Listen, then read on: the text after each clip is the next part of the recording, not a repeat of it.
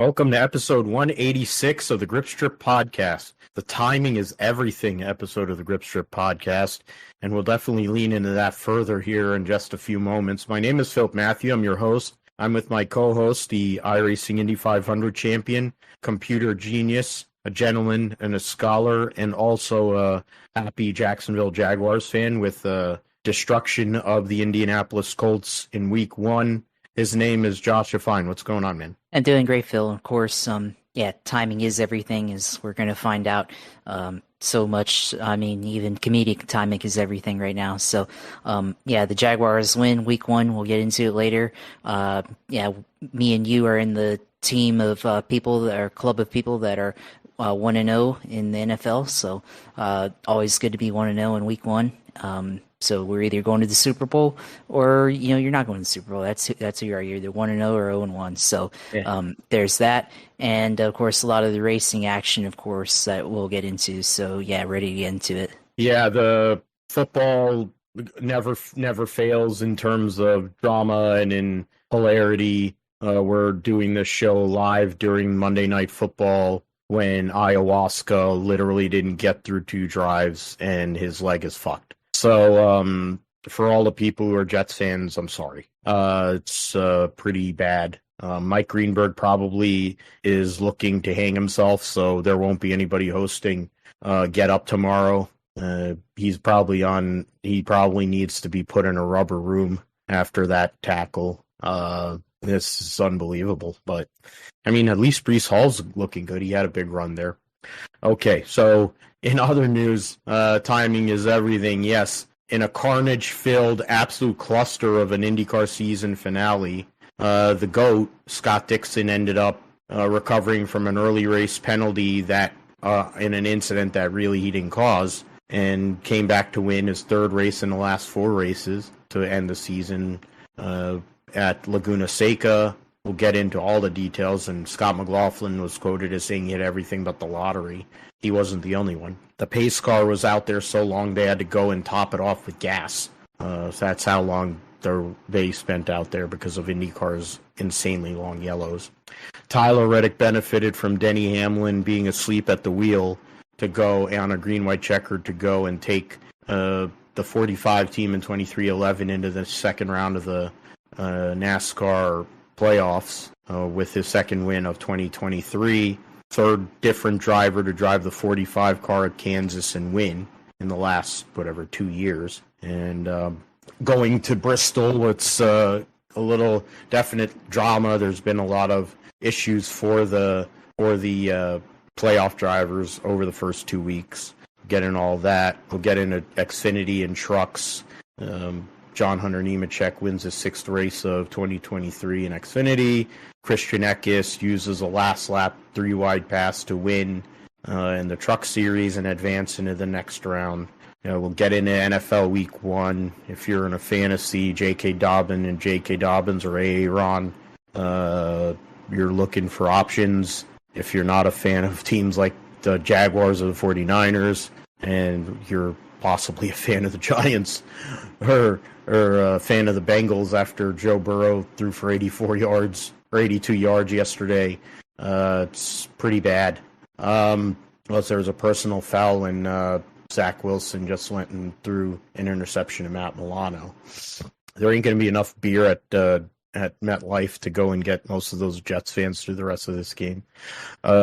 Busy roundup. We'll talk about MotoGP and Moto2 at Misano, World Endurance Championship at Fuji, the Indy Next finale at Laguna, World Superbikes Manicure, the Acropolis Rally, and basically Cali Rovanpera putting himself smack dab right in line for a second consecutive World Championship. Super Motocross opened their 3-race playoffs last week at ZMAX Dragway. They'll be racing at Chicago Land Speedway this weekend. The NHRA will open at Maple Grove. The Extreme Amazon X3 in Sardinia will be this weekend, so first race in a few months. IMSA will run with all their classes in a sprint, 2 hour, 45-minute sprint at Indianapolis Motor Speedway as a lead up to an 8-hour race next year on the IMSA calendar for the Endurance Cup. And then the Supercars The traditional Sandown 500 comes back after 3 years away from the 3 or 4 years away off the calendar. So it's the first of the two enduros here. We'll preview and make picks behind fish lips for the Singapore Grand Prix. Maybe Checo, who's the street course master, pulls a shocker, but I doubt it. NASCAR will have a tripletter at Bristol. Josh will let us know all things going on in gaming and sim racing and iRacing in his sim segment. We'll close the deal. So we'll get into football later, but we'll give you some live updates anyways. First things first is the IndyCar Series at Laguna Seca. They had new pavement put down, and it definitely made the track 4 seconds faster in qualifying, and it was an insane race weekend. A lot of accidents, a lot of people making mistakes, and then once you got into it further, you take in a lot of guys just really driving over their heads because they knew it was the end of the season. It was a crazy race, to be honest. Scott Dixon, in the end, gets his third win of 2023, third win in the last 4 races, by 7.31 seconds over his fellow Kiwi, Scott McLaughlin, who started the race on the front row. We'll get into the initial incident. Had to come from tailback to get back up there. Ended up finishing third in points in the process, and Alex Palou never finished worse than 8th in any race in the 2023 season. Rounds out his championship-winning campaign with a third-place finish. Will Power, for the first time in 16 years, did not win an IndyCar race, which is pretty crazy. Callum Ilott gets his second top 5 of the year, and also gets attacked by the Argentinian, the country of Argentina on social media, because they assume that he went and ran into his teammate, Augustin Canapino. So it's pretty bad how social media is, but then we already know that. It's kind of how toxic our world has become. Christian Lundgaard, Alexander Rossi, Marcus Armstrong, who hit a lot of people this year, including causing incidents early in this race. Wins Rookie of the Year, finishes 8th. Pato Awards slips back, finishes 9th. And Ryan Hunter-Reay, in what likely will be his last pseudo-full-time appearance of his career, from 25th to 10th at Laguna Seca. Now, 14 cars ended up on the lead lap. Grosjean, Stingray Robb with his best finish of what likely is his last IndyCar race for a while. Elio Castroneves, in his last full-time appearance, finishes 13th, and Augustin Canapino finished 14th. But I think the story of the race was really the amount of caution. They spent 35 of the races, 95 laps under yellow. There was, these cautions took really a long time. I mean, to take 5 laps, 3, every caution was no less than 3 laps, but then a caution with a 1 car involved should not take 3 laps. I'm sorry, it's whatever, but it's IndyCar. What do you expect? And then also IndyCar decided to throw a yellow and affect the race itself. Of course, Alex Palou, being who he is, didn't let it phase him, and he still came back to finish on the podium, but consistently inconsistent. That's what you got to love with IndyCar race control. I mean, the opening start, you had Colton Herta jump to start. They didn't call him on it, and Will Power also went out of line, but came back in. They didn't call Herta for that. Then you had, Christian Lundgaard, Scott McLaughlin, I think, Lundgaard got loose, got into Scott McLaughlin. That led into Joseph Newgarden going and getting taken off, which included the likes of Yuri Vips and Marcus Armstrong. That was the first of 2 incidents that Marcus Armstrong kind of triggered, and then took out Kyle Kirkwood, Vips, Kirkwood, Tom Blomqvist, and Graham Rahal to open the race. It was an absolute insane start. I mean, the first 10 laps, they spent 8 of the first 10 laps under yellow. Newgarden's the final race of the season for Newgarden was an absolute nightmare. But at least he won the Indianapolis 500. And then there was divergent strategies that took place.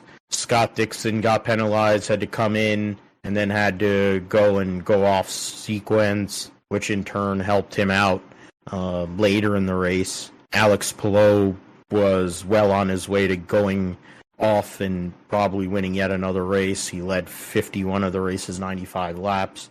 And then they had, so there's two divergent strategies. Both Ganassi guys are on one side of each. They had one of each. But in the end, Scott Dixon gets yet another victory in what was one of the most insane IndyCar races in recent memory, and a lot of angry people leaving, and a lot of damaged race cars leaving at Laguna Seca. I think Dallara had an over-under or something for a quota that they had to hit, and I think they probably did between the IndyCar and the Indy Lights race. So I don't know. What were your takeaways, Josh, from this last race of the season? The culmination, the coronation for Alex Palou's second IndyCar title, and Scott Dixon showing once again why he is a GOAT. Well, I mean, there's a lot there, and I think, first of all, it was probably the most chaotic race that we've seen this year on road courses. There was just a lot that was happening, and, arguably probably the most chaotic race of the year. And I feel like the Indy 500 was also very chaotic, but that was only like the last, quarter of the race that was like that. But, this one just like had everything, for whatever lack of action or, lack of cautions that, happened throughout the year. Obviously, IndyCar, as of late until this one had been, fairly clean in their racing and, everything. And, well, now they got all in the yellows that they could to end the year. So, definitely, a lot of stuff that happened, and it seemed like every time you looked up at the race, there was a yellow happening, whether it was the opening, laps or, in the middle of the race, and then just looking up and seeing Colton Herta and Helio Castroneves just taking out each other in turn 3, and everything in lap 75. So, yeah, just a lot of stuff there. But, I really thought that Alex Palou, like once he got into the lead, I really thought that it was just going to be like, he's going to close out the year with another victory and everything. And of course, that didn't happen. And, he was, obviously up there for quite a while, but, I think the strategy kind of changed. And then, Palou, even though he had good pace, and ends up, going to pit, and, with Dixon, taking his, different strategy. I think the cautions helped. All of a sudden, once again, Dixon finds himself in the lead at the end of the race, and just a lot of things that could have happened there. I mean, you had Pato O'Ward was in the lead for quite a bit, and he had opportunities to lead. I thought he was gonna look up seeing Pato O'Ward being in the lead. I thought, oh well, maybe he might win the final race, and that didn't happen. So.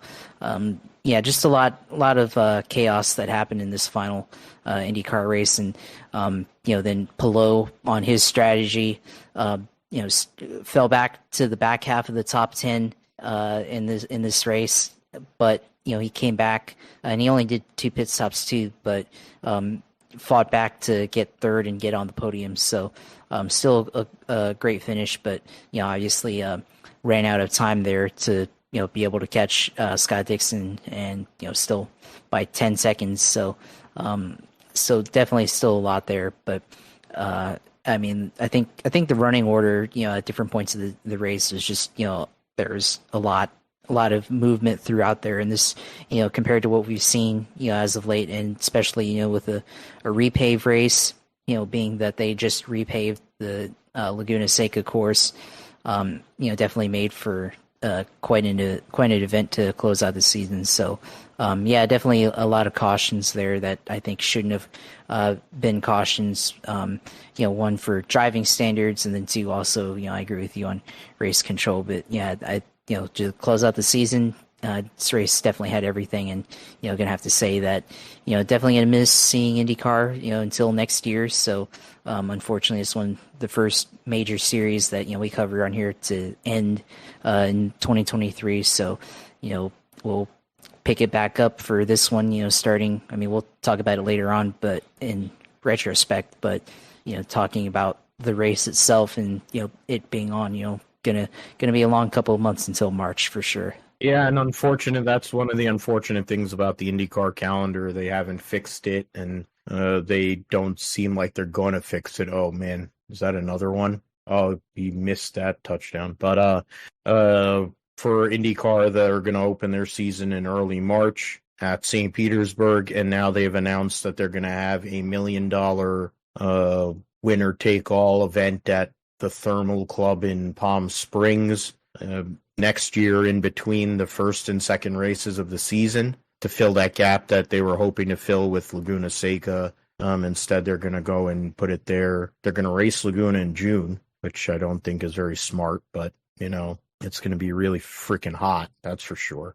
So that'll be something. They haven't announced the schedule officially, but we'll probably see that in the next few weeks. That $1 million winner-take-all deal. We still have some sponsorship announcements that are going on and some driver movement that is to be taken care of. But the vast majority of the big rides are all accounted for. It's really the smaller teams right now that have vacancies. So the Dale Coyne, Ed Carpenter, Junkos Hollander of the world, that's who's looking for people here as we move forward. All the major teams have their cars. I mean, we don't know what Andretti's going to do with the 29 car, if they're going to keep it around or not, as now that they're Andretti Global.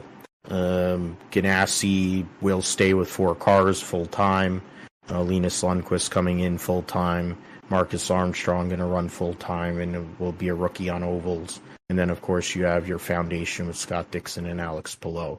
And then in Penske, they're not going to make any changes, at least for 24. But you have to start looking at what the future is for the likes of Will Power, especially Scott McLaughlin now, and wanting to go and take that next step, finish third in points this year, wanting to finally go and rise above and get that championship and get in the Indianapolis 500 as well.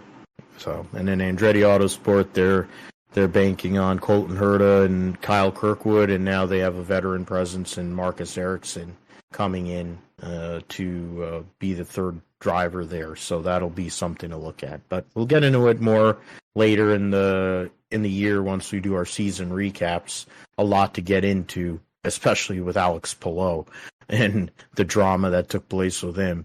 But when it came to his how he did on the racetrack, there definitely wasn't any drama. He made it pretty straightforward, to say the least. All right, so let's move forward into the NASCAR triple header at Kansas, which was a track that I've said for many years is one of my least favorite tracks. It's actually become one of the only good tracks they have in NASCAR because of it. You can actually race multiple grooves and pass and all kinds of things, and which is amazing. It's shocking, but I guess a squirrel has to find a nut once in a while. In terms of that, I mean, Tyler Reddick, as I mentioned, gets the victory in the Hollywood Casino 400. It wasn't a straightforward deal for Tyler Reddick to win the race. I mean, he was up there most of the day. He only led 2 laps, but in the end, timing, as I said, timing is everything. He was up there in that green, white, checkered restart and was able to make the passes necessary to win the deal. You had Denny Hamlin finish second. Kyle Larson led the most laps and won stage 1, finished 4th. So Reddick, Hamlin, Eric Jones, another top 5, another top 10 here.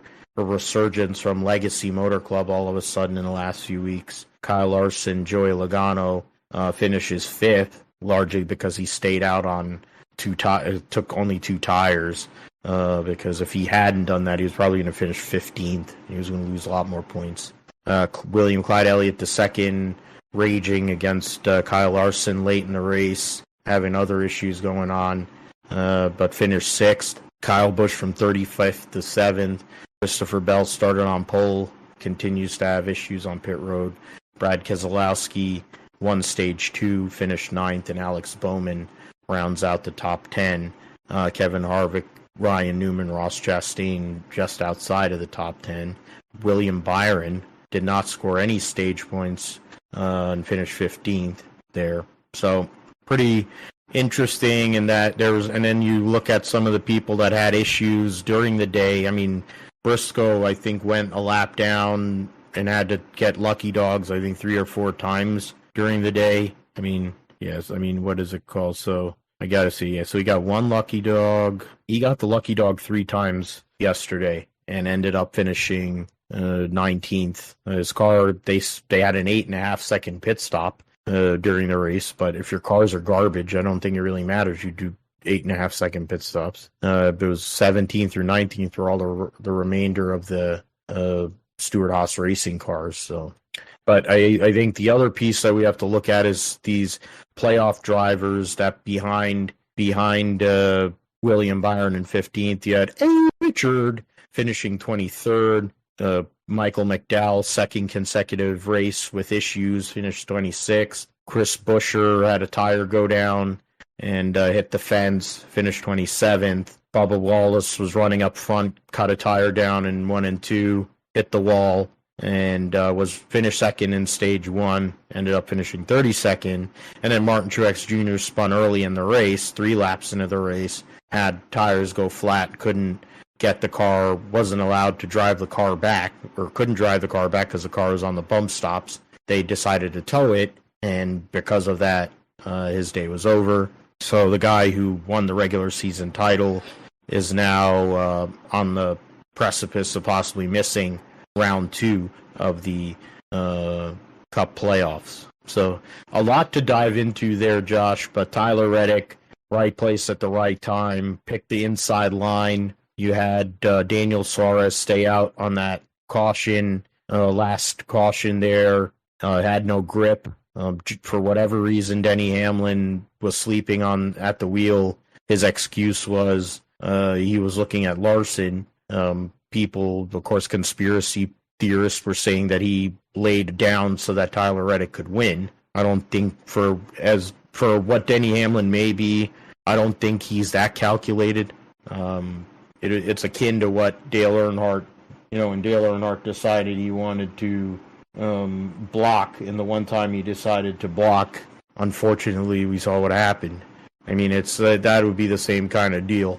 That wasn't the case. Denny Hamlin was just oblivious and gave away what was a possible win there, which is not the first time he's done that this year. I mean, both races so far in the playoffs, you can make an argument he should have both of those wins, but then it's the same guy who's never won a Cup Series title. So we'll get into that. Larson, the Larson situation, he's been fast all of a sudden. He was kind of in no man's land since May, and now in the last couple of weeks has found pace. But that rivalry that exists between him and William Clyde Elliott II could become a bigger issue for Hendrick Motorsports in general, because the 9 car is still in the owners' playoff. Clyde is having arguably his worst year in years. Larson is competing for the championship. There's a lot going on there with those 2 guys, and I think it's something we have to look at, especially going into the races like Talladega, the Roval,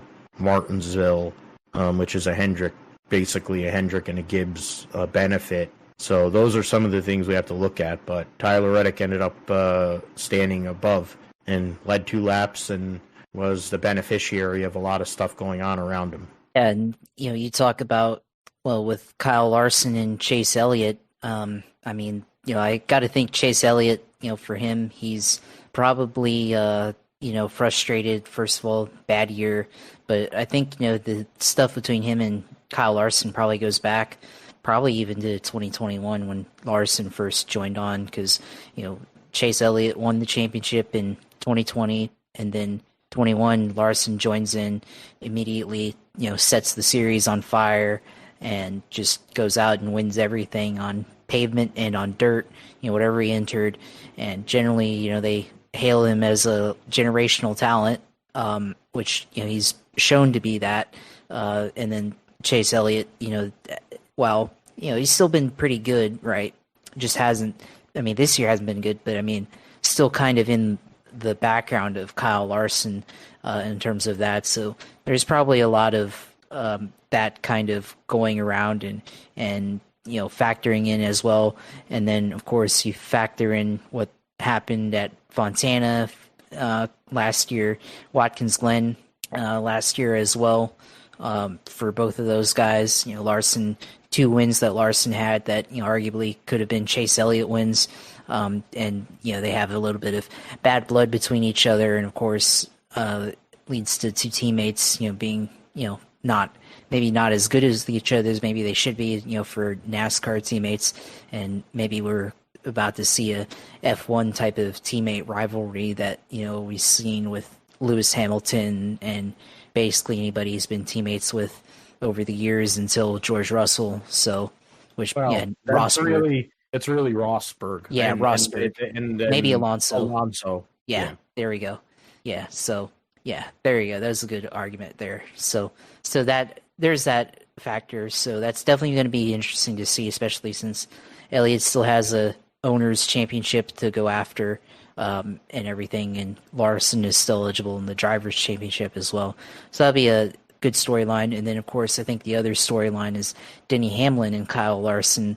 Of course, Hamlin was worried about Kyle Larson on the restart. You mentioned conspiracy theory to let Tyler Reddick win, and I don't think that's the case. I think if he was going to be in contention, he should have had a better restart, and he was so worried about Kyle Larson getting a push. I think Kyle Larson would actually happen. I think he probably laid off on that restart, and going back to his dust up with Denny Hamlin earlier this year, he's not going to cut Denny Hamlin a break. He's not going to help him out or anything like that, and so I think he probably backed off on that final restart, and not give Denny Hamlin a push that he probably needed to get up there to the lead and everything. So I think Hamlin was worried about that and getting a push and trying to lay back and everything to try to get a push from Larson, and Larson's not going to help him out, even though they're golfing buddies and everything.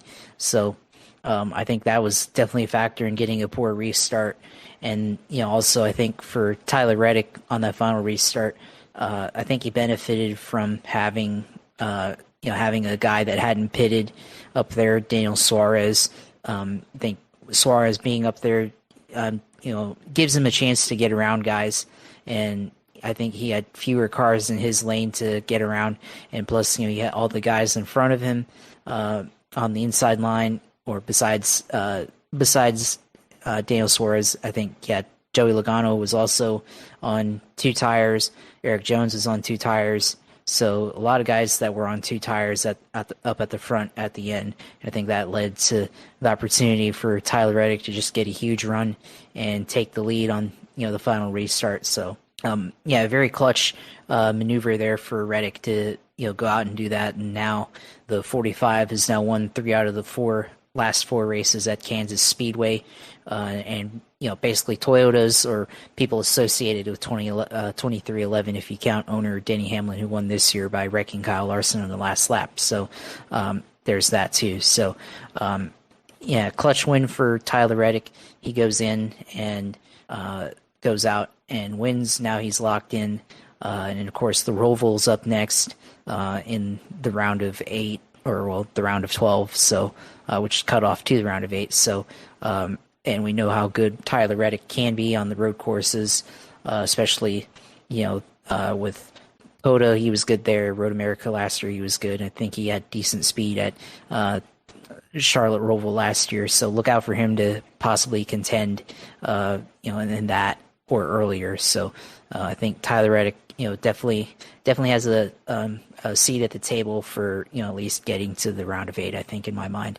So we'll see how that goes. But, definitely it wasn't as chaotic as IndyCar, but, we definitely saw, guys, championship contenders have issues. You mentioned Martin Truex on lap 3, big problem there. And then basically losing all the cushion that he had. So he still has a chance, but he's definitely on thin ice right now. And Bubba Wallace, of course, he was going to be a contender in this race, and was running second and had another tire issue. So yeah, definitely a lot of tire issues in this race for sure.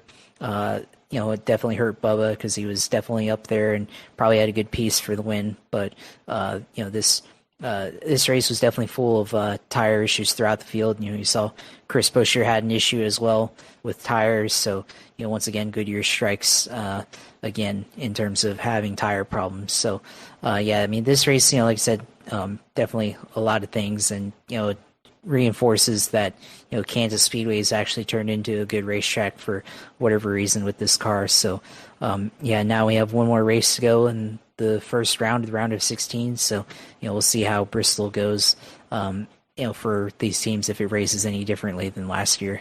Yeah, and we remember last year in this first round, 3 non-playoff drivers had won. In this case, playoff drivers have won the first 2 races. Christopher Buescher was the winner at Bristol last September in the night race. He had a good race at Darlington. Unfortunate result at Kansas, but it's something to look at. You look at some of these guys that haven't won in a while that are in the playoffs, the likes of Brad Keselowski, Kevin Harvick, who's on the around the bump spot. Those 2 guys have won numerous times at Bristol. Joey Logano's won numerous times at Bristol. So it's something to definitely keep an eye on. Essentially, right now they're going into the Bristol night race on Saturday. Reddick and Larson are in. Hamlin basically is in to the next round. William Byron is pretty solidly in unless a nightmare scenario happens, like what happened with Truex. Brad Keselowski down to Christopher Bell's 20 points, so that can really flip with stage points and other things. But the way that Brad Keselowski's been running, I think things should be in a good stead for him. Blaney's had good moments and bad at Bristol, of course. Kyle Busch is one of his best racetracks, but it's Kyle Busch, and how inconsistent he and the A-team have been for I don't know how many months. Something to look at there. Right now, Chris Buescher is plus 13, along with Chris Bell. Joey Logano's plus 12, and Kevin Harvick is plus 7 on the bump. Martin Truex is minus 7. After that, Darrell Wallace Jr., Ricky Stenhouse Jr., and Michael McDowell essentially need to win. Ricky Stenhouse, you could say, well, that's crazy, but Ricky Stenhouse, outside of running at super speedways, Bristol is one of his best racetracks. Bubba has won in a super late model there before. McDowell famously right-reared Darrell Wallace Jr. for people who are into that sort of stuff. He's not really known as a short track guy, so great for Front Row Motorsports for that period of like a month or so where they were trending, but their playoff season is going to be over here on Saturday. The real question is, will Martin Truex get knocked out, or will it be somebody else? When you look at the points circumstances, I think anybody behind Kyle Busch is in play. So Ross Chastain, Buescher, Bell, Logano, Harvick, and Truex are all in danger. But as I mentioned, you look at Buescher won there last year. Bell has won at Bristol, albeit on the dirt. Logano's won on the dirt and on the concrete. Kevin Harvick's won numerous times at Bristol. I think the one person that really has to be concerned is Martin Truex, because for as good as he has become on short tracks, there was a time where he never won a short track race. His winning has been at Martinsville and at Richmond, not at Bristol. Kyle Larson's another one that's great at Bristol, amongst others. So something to look at there. In terms of the owners' points leading into the next into the round of 12, right now Joey Logano has a 5-point lead on Kevin Harvick for the cutoff. It's even closer, I guess, because the 17 and 20 are tied. They're only a point ahead of Joey Logano, as I said earlier. So that's more. It's similar. It's similar to the instead of the 23 being in the mix because they didn't make the playoff. It's the 9. The 9 is in 8th right now. So you look at the Clyde From Clyde in 8th to Kevin Harvick in 13th is only 12 points. So, and then 19 points to Martin Truex. So, something to look at there, leading into the next, into the Bristol night race for sure. I'll go into Xfinity. The last race of their regular season took place last Saturday afternoon, the Kansas Lottery 300. More of the same, though, at Kansas with John Hunter Nemechek. Domination, wins both stages, leads virtually the entire race. Justin Allgaier led the first 40 laps of the race, and basically that was it. From then on, it was John Hunter Nemechek. Buckshot Jones tried to backdoor his way into the playoffs, had probably his best run of the year, at one of his better racetracks, ends up finishing second, misses the playoff. Sheldon Creed gave himself a chance to win that elusive first race in Xfinity, made his Cup debut yesterday as well, but ended up finishing third. Parker Kligerman, the best run I think he's had all year in that 48 car, finishes fourth and gets in to the Xfinity playoffs. Austin Hill, fifth. Josh Berry, sixth. Brett Moffitt in seventh. Derek Kraus running the 11 car this week, finished eighth. Joe Graff Jr. in the 19 finished ninth. And Kaz Gralla, 10th. Credit to the Jordan Anderson teammates, Parker Retzlaff and Jeb Burton, finishing 11th and 12th. Retzlaff was the last car in the lead lap. Jeb Burton and Josh Williams, first two cars a lap down.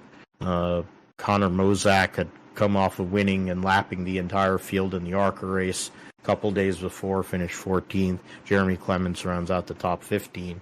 Justin Allgaier, I mentioned, finished, got good stage points and led the first 40 laps, but in the end, had pit road and issues and stuff and ended up finishing 18th. Riley Herbst, who had a litany of issues during the race on Saturday, ended up 2 laps down in 23rd and missed the playoff. Daniel Hemrick was up front for a good amount of the race, but then had electrical problems, I believe, so some sort of mechanical issue there. Chandler Smith had issues during the day. They got in accidents and stuff. Sammy Smith hit the fence and then was basically in no man's land for the rest of the day, along with Cole Custer, Sam Mayer. So those guys, no momentum. I mean, Sammy Smith has been basically god-awful for about 3 months.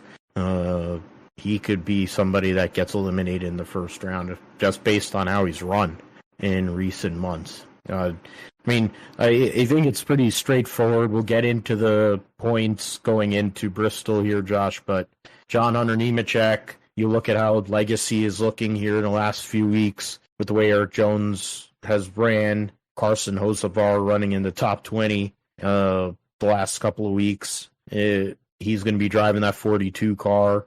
Hocevar, it looks like, is going to be driving for Spire full-time next year, it seems like. So, I mean, a lot of good momentum going on there. John Hunter Nemechek keeps winning, and I think he wants to finally get over the hump and get a championship. He's been close before in the Truck Series, has fallen short when he was driving for his family, also with Kyle Busch Motorsports.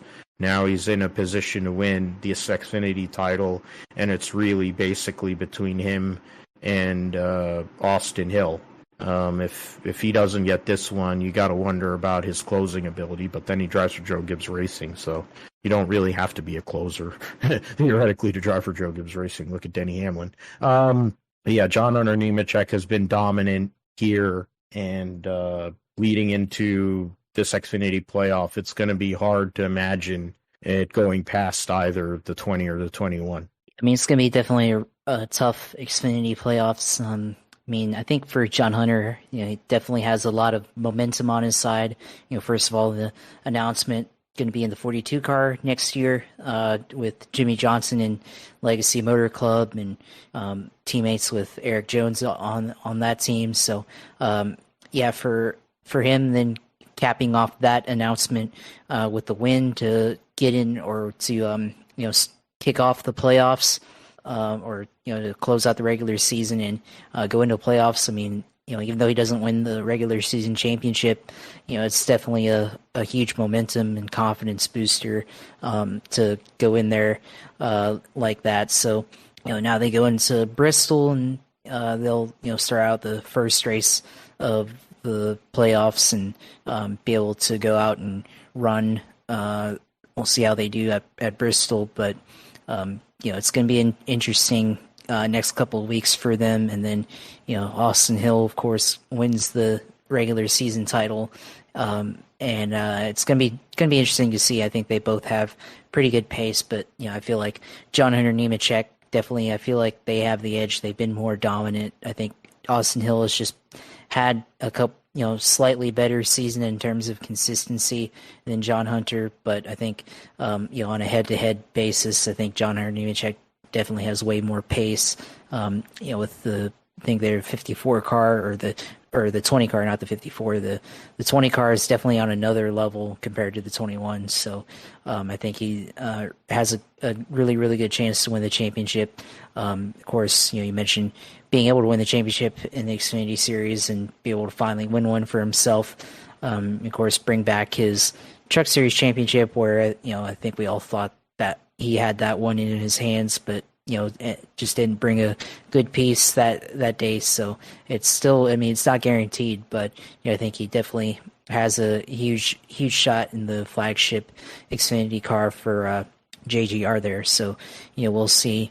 Riley Herbst, had an opportunity as well to qualify into the playoffs. Of course, he gets outlasted by Parker Kligerman.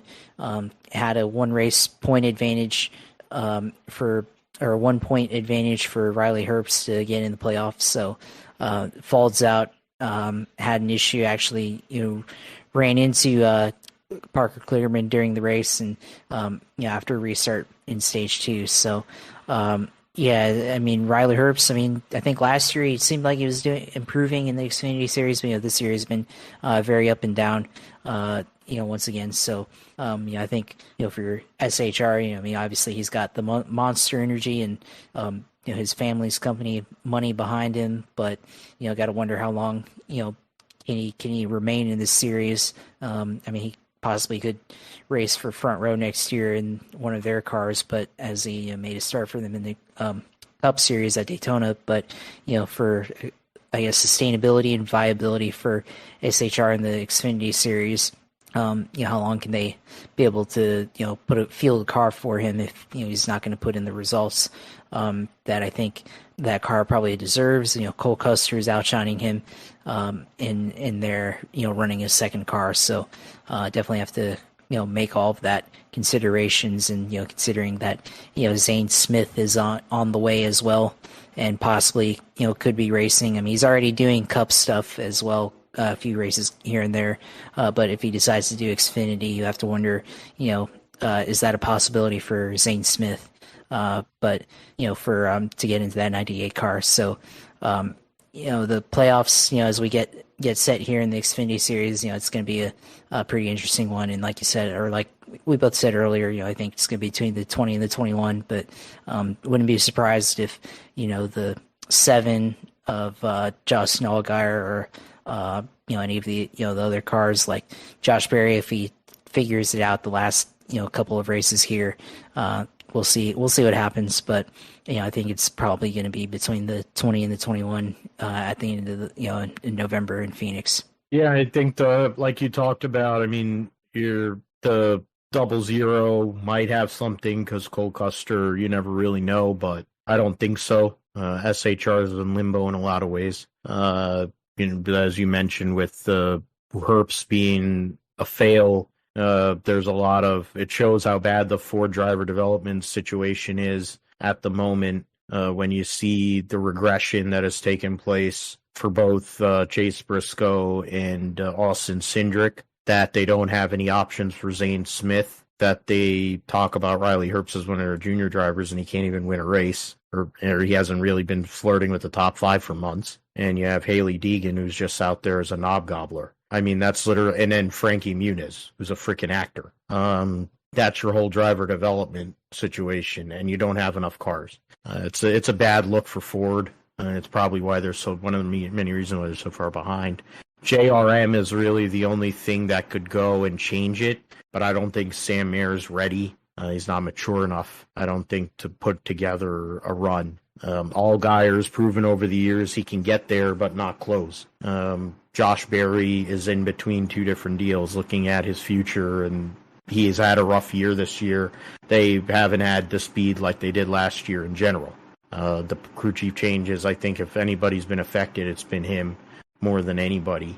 And then Buckshot Jones now is just an R&D driver, so we'll see what happens with that. I think I would look, though, at the 8 and the 7 as people that would be the only ones that could really flirt with those top two guys in the Xfinity Series for what's going to happen there. I mean, we'll see if they we'll see what happens with that, but we'll move the points as the regular season points championship ended up with Austin Hill winning by 5 points over John Hunter. Allgaier is minus 40. Josh mentioned that Parker Kligerman ended up beating Riley Herbst by 25 points in the end because of the results of Saturday's race. The owner's points situation is a little different, so we'll get into that. So first of all, I can go and get into the reset driver's points, and then this is the owner's points, the unofficial. So I'm trying to look for 12, the big machine. Okay, so right now, the prior to the reset, the Richard Childress 21 car leads the owner's points by 5 over Joe Gibbs, the 20 car. The 10 for Colleague Racing is 5th. The 19 will also be in the owner's playoffs for Joe Gibbs Racing. So all 3 Joe Gibbs cars will be in the playoff. Or no, actually, the Joe Gibbs 18 will not be in the owner's playoff. They'll be in the driver's playoff because Sammy Smith won. So that's interesting. That's the same thing for Jeb Burton with him winning, but not the team not making enough points. There's 2 guys. So those are the 2 guys that are out of the owner playoff. That's in the drivers. The rest of the teams are all represented there in the owner playoffs there. Go into the drivers' points. They didn't show them. The owner's points, the unofficial. So the reset owner's points going into the start of the playoffs here at Bristol on Friday night. John Hunter Nemechek takes a 10-point lead over Austin Hill to Bristol. A 23-point lead on Justin Allgaier. And then from 4th on to 12th is, they're showing that's the driver points, actually. That's not the owner points. That's the driver points, because it's not, they're not, the 19 and the 10, they don't, wait a minute. So then that doesn't make any sense, because then the 11, it says the 11 isn't in the owner's playoff. This doesn't make, they're showing the 1 points, okay, it doesn't make sense to me, I'm sorry. It doesn't look right, but they're showing the owner's points from Saturday reset, and it shows the 27 and the 18 in, but I think that's the driver's points. That's more like the driver's points than the owner's points. I guess we'll find out later in the week. But the 20, the 21, the 7, 00, the 1 are the top 5. The 1 is 35 points back. But from Cole Custer, who's in 4th, to Jeb Burton, who is 12th, is 11 points. So there's a lot of volatility that could take place from there on. Really, once you get past those top 2 guys and even to a point Justin Allgaier, there's a lot of volatility that can go on during the next 3 races that could really flip the thing on its lid to see who goes where and who can advance. We'll get more of a view of the Xfinity points, better view of it next week once they have them all set. The Truck Series ran the Kansas Lottery 200. They finished their first round of the playoff with the Christian Eckes getting that last lap 3-wide pass over Corey Heim and Zane Smith. Heim led the second most laps. Nick Sanchez started on the front row, won the first stage. Carson Ozavar won the second stage. Those are the three guys that were up there. Heim, Ozavar, Sanchez, who were up there and had great vehicles, but they weren't able to finish it out. Christian Eckes, right place, right time yet again, gets another win this year. Imagine a few years ago, he was a Toyota young gun, and he was driving for Kyle Busch Motorsports, and they dumped him out the side, and now he's running for McAnally Hilgeman, and he's winning races in that Napa car. I think somebody was making a reference to that on social media, how the Napa car that's winning, or Napa vehicle that's winning this year is the 19 in the Truck Series, not the 9 in the Cup Series. So probably going after some of Clyde's feeble-minded fan base. But the bigger story, Matt DiBurrito, even with a third-place finish, gets knocked out of the playoff, and so does the ageless Matt Crafton, who's been in the Truck Series since it began, I think, or basically he gets knocked out of the playoffs, and now his chance to win a fourth Truck Series championship is over. It's not like he's had pace this year to really make you think that he was going to win anyway, but that's the end of the road for him. And Christian Eckes inserts himself right back into the conversation. I mean, you look at Majeski won the first race, but they got nailed with the tire, tire pressure valve bleeder situation. No crew chief for the second round at all. They're on the cusp, really. You look at, but outside of that, you have 5 guys within 8 points in Heim, Eckes, Enfinger, Ozavar, and Smith with the reset. Ben Rhodes is really iffy. He's won a race this year, but pace has not been great. Nick Sanchez, the statistics do not show how good Nick Sanchez really has been, but he's in a position where he's probably going to have to win to guarantee himself a spot in the Final Four, which isn't out of the realm of possibility, I don't think. If Kyle Busch has got his druthers, if he really is looking at things the right way, he should be pushing to get that 2-truck into the Final Four, because Nick Sanchez definitely does have a future in this sport. But Christian Eckes goes and gets that victory, puts himself right in the mix, really, to contend for the Truck Series championship, which, I mean, we knew he was a factor before, honestly, but getting another victory to kind of remind everybody that he's a factor never hurts, right? So good job by Eckes and that crew to go and get that victory on 2 guys that have been considered favorites. Zane Smith actually getting a good run out of it when you look at what all the turmoil that's been going on with Zane Smith here in the last couple of months. There might be light at the end of the tunnel here in their final season together for Front Row and Zane Smith too. But Christian Eckes is the guy who has all the highlights, Josh, for getting another victory here in 2023. Yeah, I mean, he's been getting some clutch wins, and definitely this last one was definitely a clutch win. Again, fighting on the last restart of the race, going 3 wide, going on the high side, going and taking the lead. Christian Eckes, of course, like you said, the Napa driver that's actually winning this year. So he's figuring something out here in the Truck Series. But that was at least the finish of this race was definitely pretty interesting. You had 2 final restarts on the race with Roger Cruth got in wreck, and so did the 15 of Tanner Gray, also involved there. So that made for some interesting racing there at the end.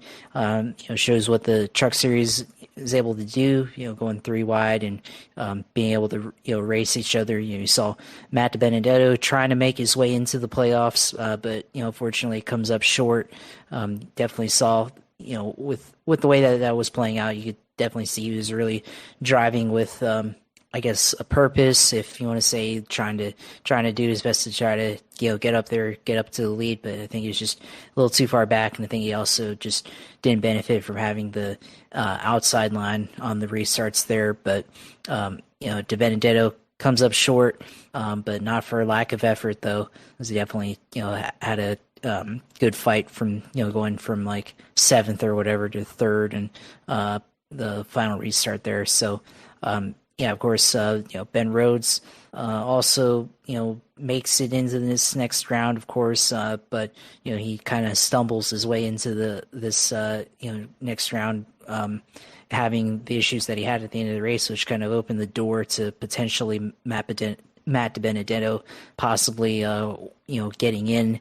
So I feel like, he's kind of on shaky ground there, but Eckes, we might be talking about him pretty soon as somebody that can be a contender to win this championship. We kind of don't think about him that often, but he's definitely had 3 wins. I mean, it's the first time he's won since Darlington earlier this year, but he finally gets another win here in this series. So it's definitely a possibility for him, and I still think Corey Heim, Carson Hocevar, I think those are the guys that are able to lead laps. And Nick Sanchez led laps in this race too, actually led the most laps. But I think in terms of who's able to get there, I think Hocevar and Corey Heim are the guys. But I think you do have to talk about Christian Eckes, and you did talk about Zane Smith, so there's still a possibility. But Zane Smith has not been as good as he was the last 2 seasons. So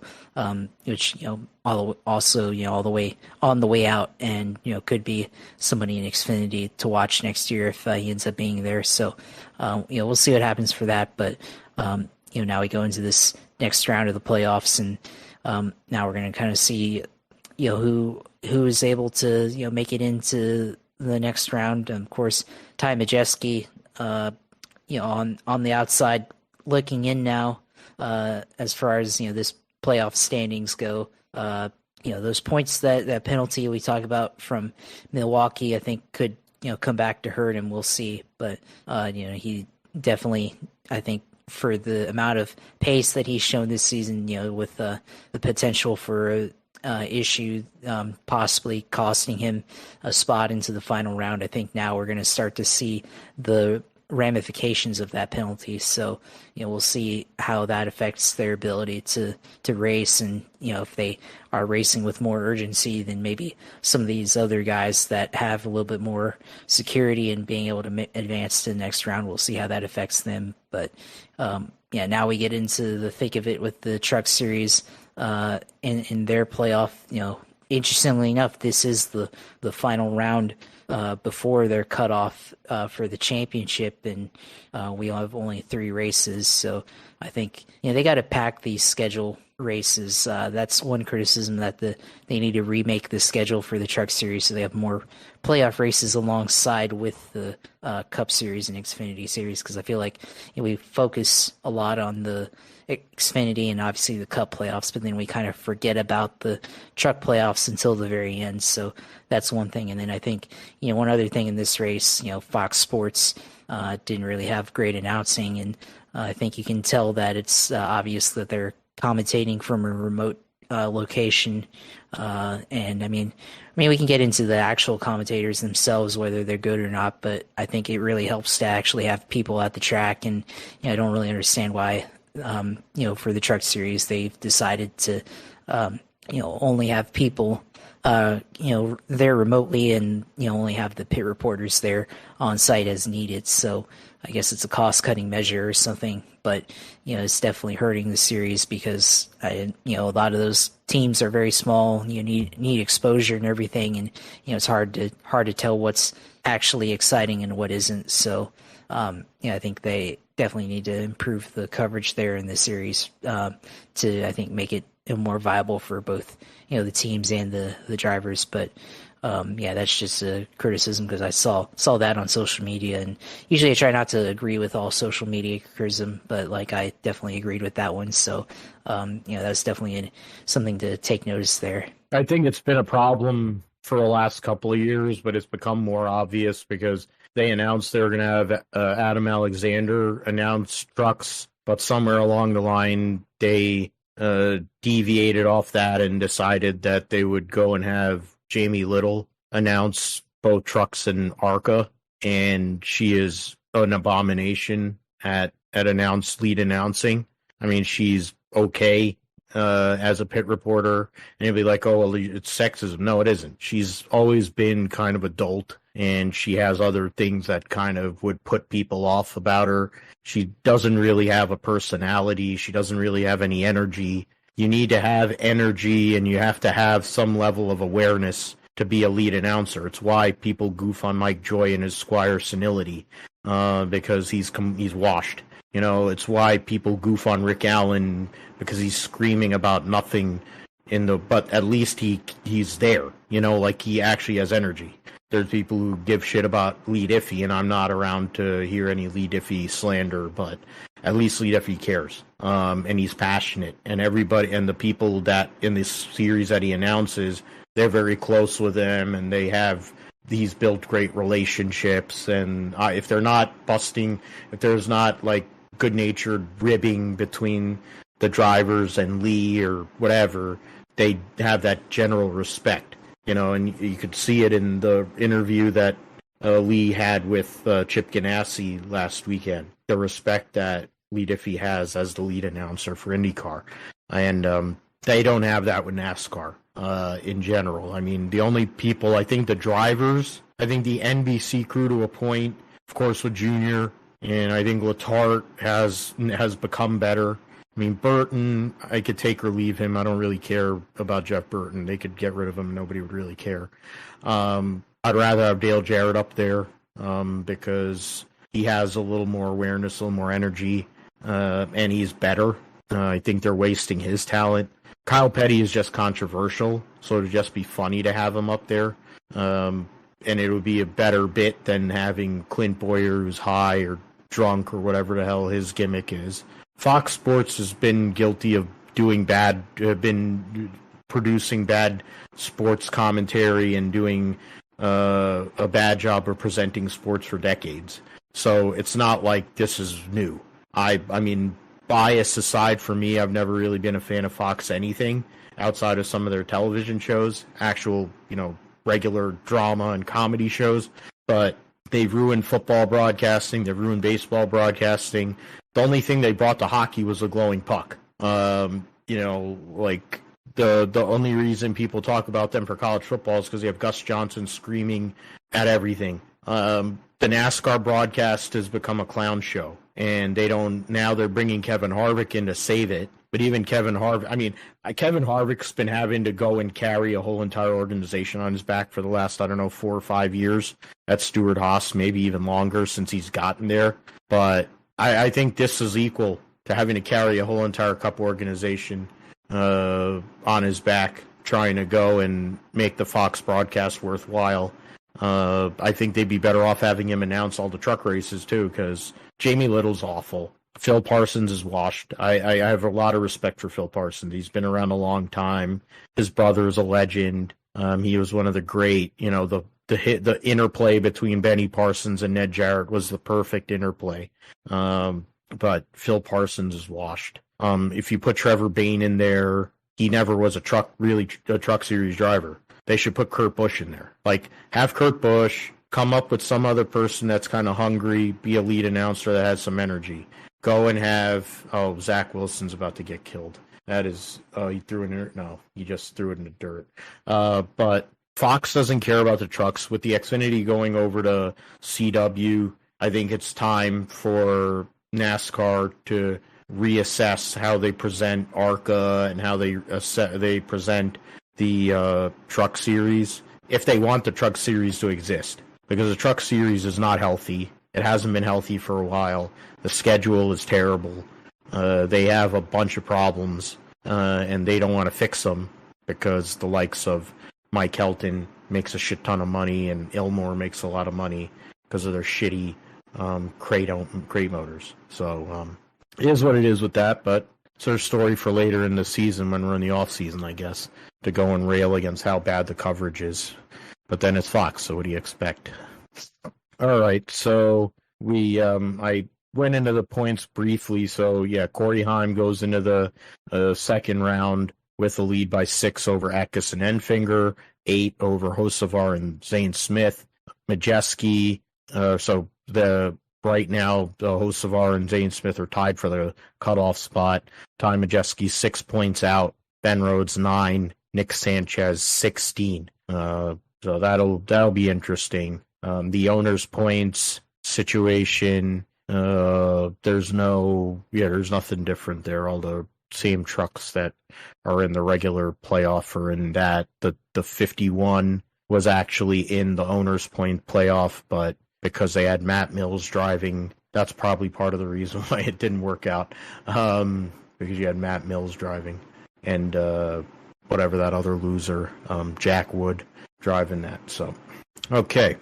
We'll move on to NFL Week 1.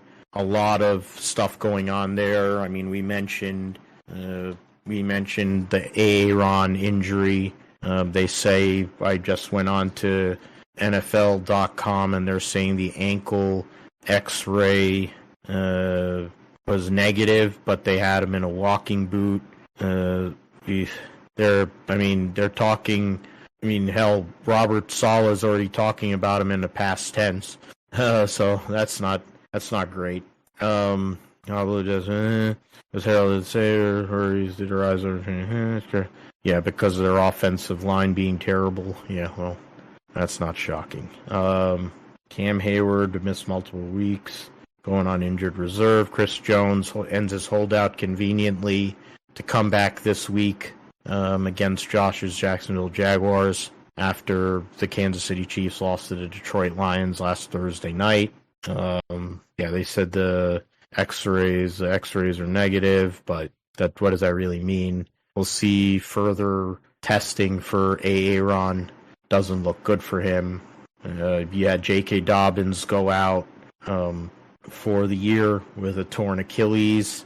Josh Dobbs still is starting, even though the Arizona Cardinals are basically tanking for the USC quarterback. Atlanta's going to have both a couple people coming back, Okuda and Cordero Patterson. Marcus Williams with a torn pec, they're saying is not season-ending, but he's going to be out for a while. DeMar Hamlin isn't playing tonight on Monday Night Football, but they just talked about him on Monday Night Football. Going through some of these other people. This week, going on a day-to-day. Jack Conklin, ACL, MCL, is out, as mentioned, for the Cleveland Browns, so that's a big problem for Deshaun Watson. Greg Dulcich in the basically cesspool that is the tight end position in fantasy football for people who are relying on him for streaming, has a leg injury. Caden Stearns, whoever he is, a safety, torn patellar tendon, so he's out for the year. Aaron Jones has a hamstring. Quay Walker, concussion protocol for Green Bay.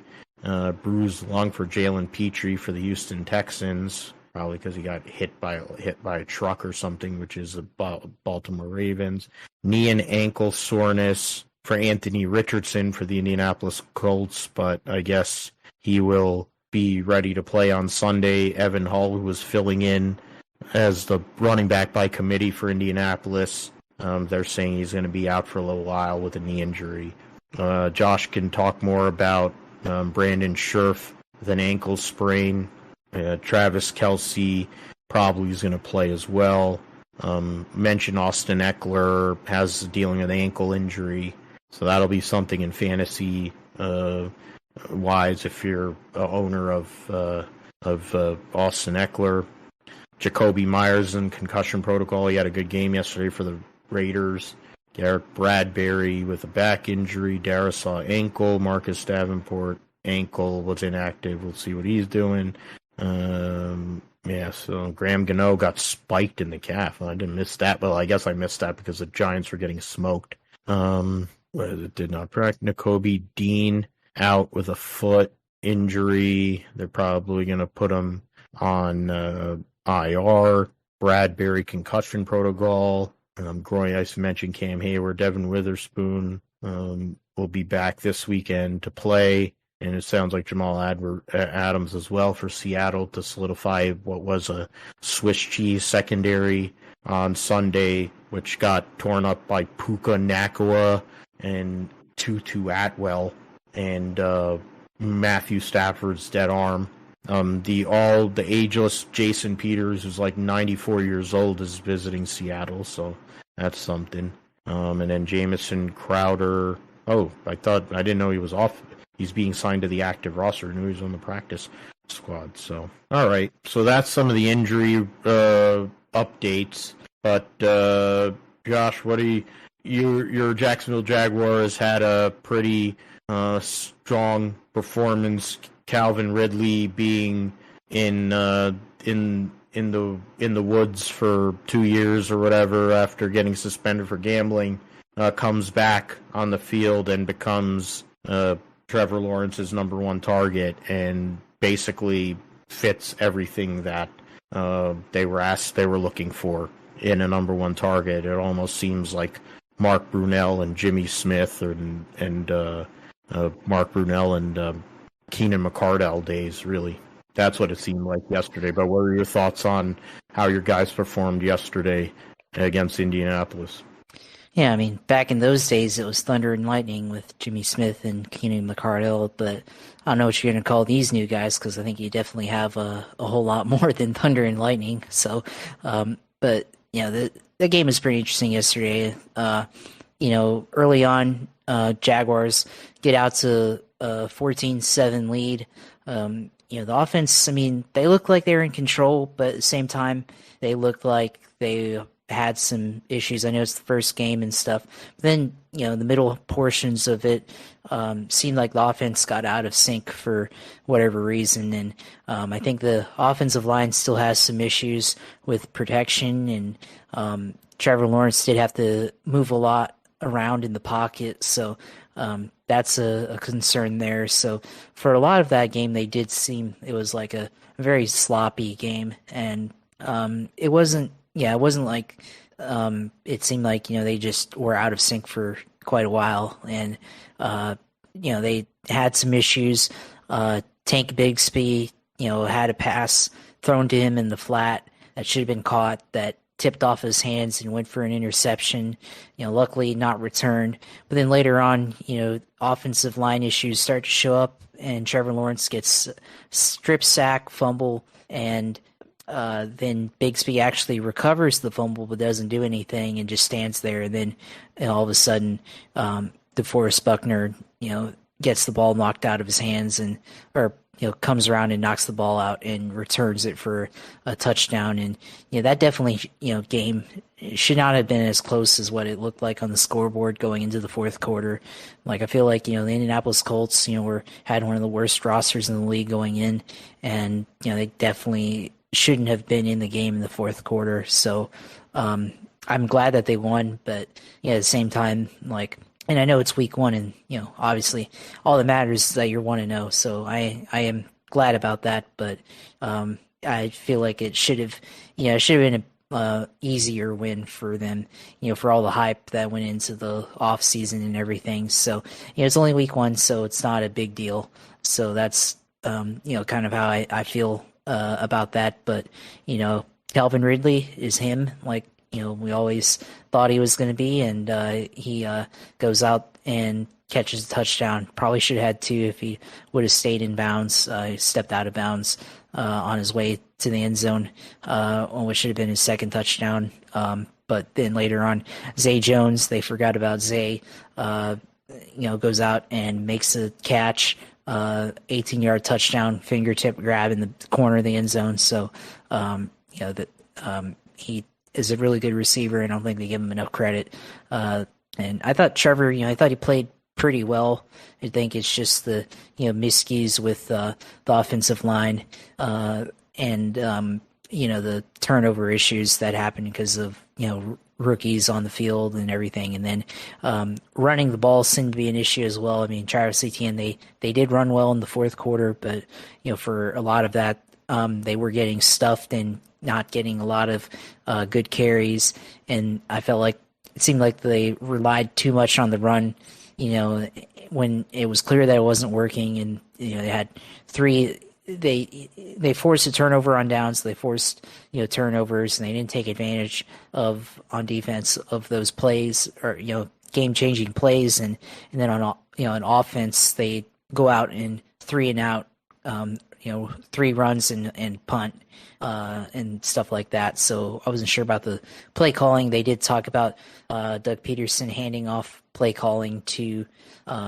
Press Taylor, and I think a lot of people on Twitter were commentating that, they should have never given the play calling to him or whatever. It should have just been Doug Peterson calling the plays. But then also apparently Press Taylor was the guy calling the plays in the second half of games last year when they made all those comeback victories and stuff. So, we'll see how that goes. But, that's something to think about. If it gets to a point where it's out of sync and play calling is questionable, does Doug Peterson yank the card from him and start calling plays in games this year? We'll see, but that's something to think about as well. So defensively, they got pressure, but it's also in sacks, but it's also Anthony Richardson in his first NFL game. So got to put that caveat in there. And now they go up against Patrick Mahomes and the Chiefs. We'll see how they play, and I think that's also an issue defensively. Just Mahomes and possibility of Kelsey playing, and then on offense, got to worry about Chris Jones, who's conveniently re-signed for a 1-year deal, just in time for week 2. So, it's going to be interesting. I'm glad they won. Of course, fantasy-wise, did well. They're locked up the win and didn't even have to watch Monday Night Football, and glad I didn't have to rely on Monday Night Football or anything to get points, because definitely Aaron Rodgers' season highlight is running out onto the field carrying an American flag and getting injured. So, perfect timing there. But I'm sure he'll call up Joe Rogan and ask for some DMT or whatever it is, and magically appear in 2 weeks or something like that. So we'll see. We'll see how that goes, but I'm glad the Jags start out 1-0. Now they have a big matchup against the Chiefs, early regular season matchup that I think could be a preview of what's to come later on if they do face against each other in the playoffs. So looking forward to that, and looking forward to the rest of the season. Yeah, we'll see what Joe, whatever Aaron's going to be doing the ayahuasca, going and calling Alex Jones, whatever, all them conspiracy theorist people or whatever, is probably what he's going to be doing, getting out the juju and all the other stuff that he has to do. But for the Niners, it was never a contest. They destroyed the Pittsburgh Steelers. People were picking the Steelers to win that game, and they never put up a fight. There was really only one drive late in the first half where they scored. That was it. There was no resistance on either side of the ball. The Niners were dominant at the line of scrimmage on both sides, minus the right tackle position, which is something that, was a problem with Mike McGlinchey for years. It wasn't, it was there, but you have a lot more inexperience now with Brendel and McKivitz and all that. But the difference is when you're talking about playing TJ Watt, it's a hard ask first week of the season. But, Christian McCaffrey was able to go and eat. Brandon Ayuk made Patrick Peterson look like a fool. Brock Purdy was just going and dishing it out to everybody. GK got a huge 4th down conversion early in the game, which set up that first touchdown. Debo was able to make a lot of plays on offense. So all the guys that on the 49ers offense did work. Trent Williams, the best offensive lineman in the NFL. He's upright and doing his thing. He's a absolute manimal, and their offensive line will go. He's going to continue to guide the ship there. On the defensive side, Nick Bosa signs back. Didn't get a sack, but he was definitely the disruptor that he has been his whole entire career, because Drake Jackson, the second-year player, got 3 sacks because they were so worried about Nick Bosa. Cleveland Farrell, who was a top 5 draft pick for the Las Vegas Raiders, is playing for the Niners. He's getting pressures off the other side of the ball. You have Javon Hargrave getting a sack in the game, in his first game as a 49er, regular season game as a 49er. They were feasting on what do you call? Why am I forgetting the quarterback's name for Pittsburgh? The hell? Kenny Pickett. Kenny Pickett, thank you. Yeah, so, I mean, he had a hard time all day. Najee Harris broke off one big run. Kenny Pickett was able to get a touchdown there, but, Pittsburgh really didn't have anything going on. It's not that surprising unless you are a Pittsburgh Steeler. Oh, wow. I guess Garrett Wilson just scored a touchdown to tie the game. So we'll get into that. I mean, I don't think the Steelers thought that they were going to get baptized, but they really didn't show a fight. If you look at, Ayuk gets 2 touchdowns. Jake Moody, who was their first draft pick, had a strong game. Pickett actually threw the touchdown to Freiermuth, and then they had the huge, as we get through, shotgun pass to Pickens. Then Pickett, and they reversed it, so then he still threw it to Pickens, so it completed it twice there. 24-yard run for Najee Harris, and then unnecessary roughness on DeMondre Lenore. Threw past Allen Robinson, Deontay Johnson, 2 catches there, and then Freiermuth ends up goes and gets that touchdown there. So the Pittsburgh Steelers definitely have talent and potential. Their interior is a problem. We just talked about Cam Hayward, who's been around for a long time. He's going to be out, so you're going to have to replace him. You're going to have to look at that offensive line going into week 2. But the 49ers, they're going to play the LA Rams in LA, which is Santa Clara South or whatever, because usually the fans of the opposing team end up being the majority of the fans in a SoFi Stadium, no matter who plays there. So, and the Niners, outside of one game, of course the one that mattered the most, have owned the LA Rams in SoFi, coming off of that big win against Seattle for them. Big divisional matchup to start the year. If the Niners can win that one, they can go to 2-0. They'll be on a short week going against the Giants in their home opener on Thursday night next week. So it could be a pretty convenient time there if the Niners can keep the momentum rolling, get to 3-0 and have a long break after the Giants game, because the Giants were completely anally annihilated. They were done old country way, like the Iron Sheik would say. They got made humble, like it wasn't even funny. The Dallas Cowboys did to the Giants the same way that Iron Sheik did to Brian Blair. Absolute, like really just, it was not good. I changed the channel. I was sitting there, we were celebrating my cousin's birthday, and I was able to get the Peacock deal to work, and I was watching a game. I gave up. I couldn't take it anymore. It was in the second quarter. So it got to 40-0. So that's how bad that game was. The Dallas Cowboys fans are already talking, because as me being a Niner fan, it's like, oh yeah, we're going to be there week 5. I'm like, yeah, well, that's fine. That's great. All I have to say, I don't have to say anything. I can just go and point at the playoffs the last however many years. Should have beaten us a few years ago, and the Niners beat you. We beat them last year. It's not me. I'm just letting the results speak. So we'll see what happens with that. There's a lot it's early in the season. So keeping guys upright, keeping things moving forward. That's really what it's about. Fantasy, unfortunately for me, 1-3 this week. A lot of unfortunate instances. Having J.K. Dobbins on one of my teams didn't help. In my dynasty team, I do have Trevor, but our number one draft pick, our number one guy is, of course, Joe Burrow.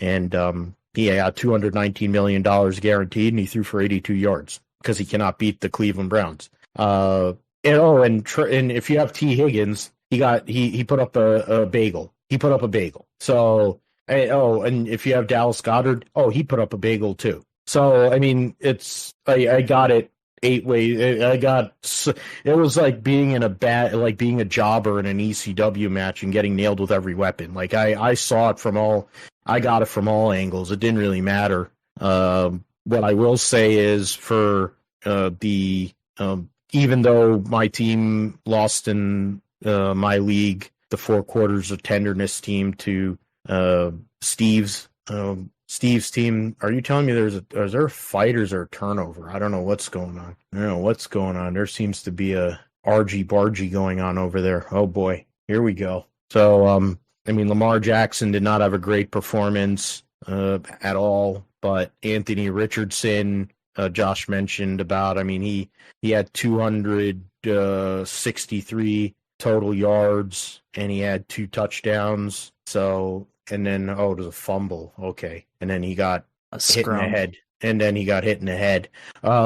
Jordan Love threw for 3 touchdowns. So against the hapless Chicago Bears. So as it stands, the quarterback room looks good. I left points on the bench. Drake London also put up a donut. So that was fun. So that was convenient. I overthought my IDP situation and screwed myself. It wasn't going to help me win, but I overthought about the IDP situation and screwed me over. Josh Allen basically laying an egg right now. It's 4:55 to go. He needs to throw a touchdown. He's already so he's thrown 3 interceptions. Oh, that'll help. I that's what I've missed right here. So he's thrown 3 interceptions. He's only got 1 touchdown.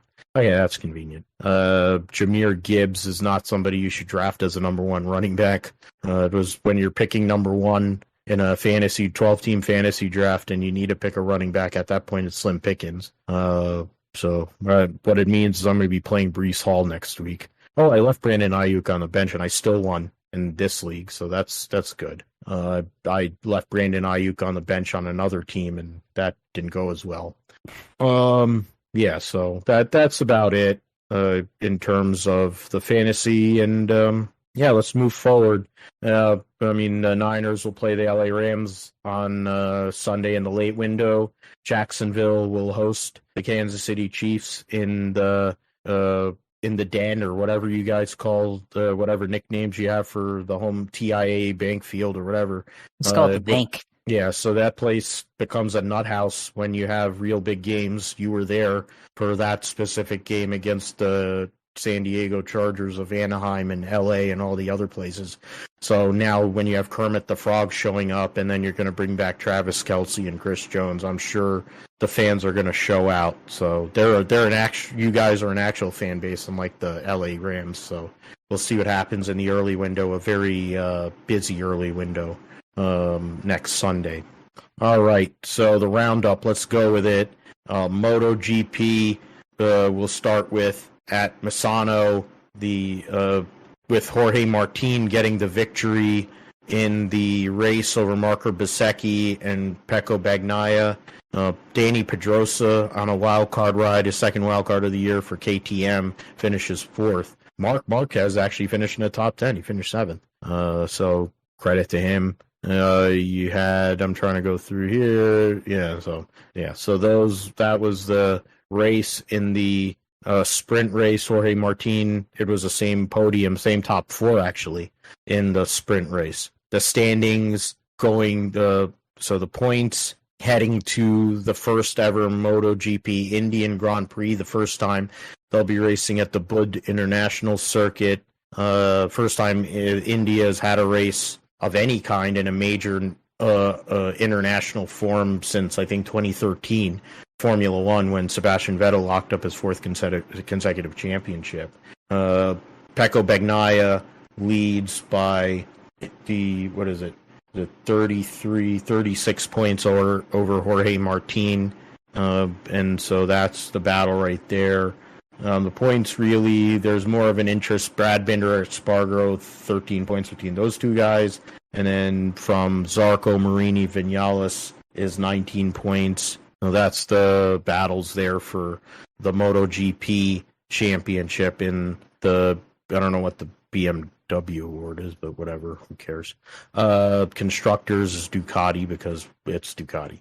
In the Moto2 standings here, you had, where am I going here? I had it over here. So Moto2, Sean Dillon Kelly came back for the first time in a few months. He got released by the American racing team, and now for 3 rounds he's going to be filling in for Forward Racing.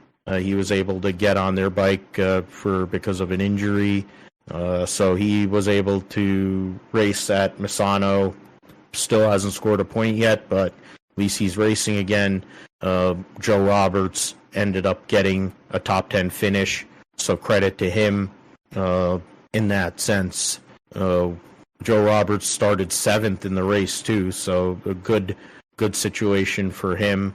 So one of his better performances of the entire year.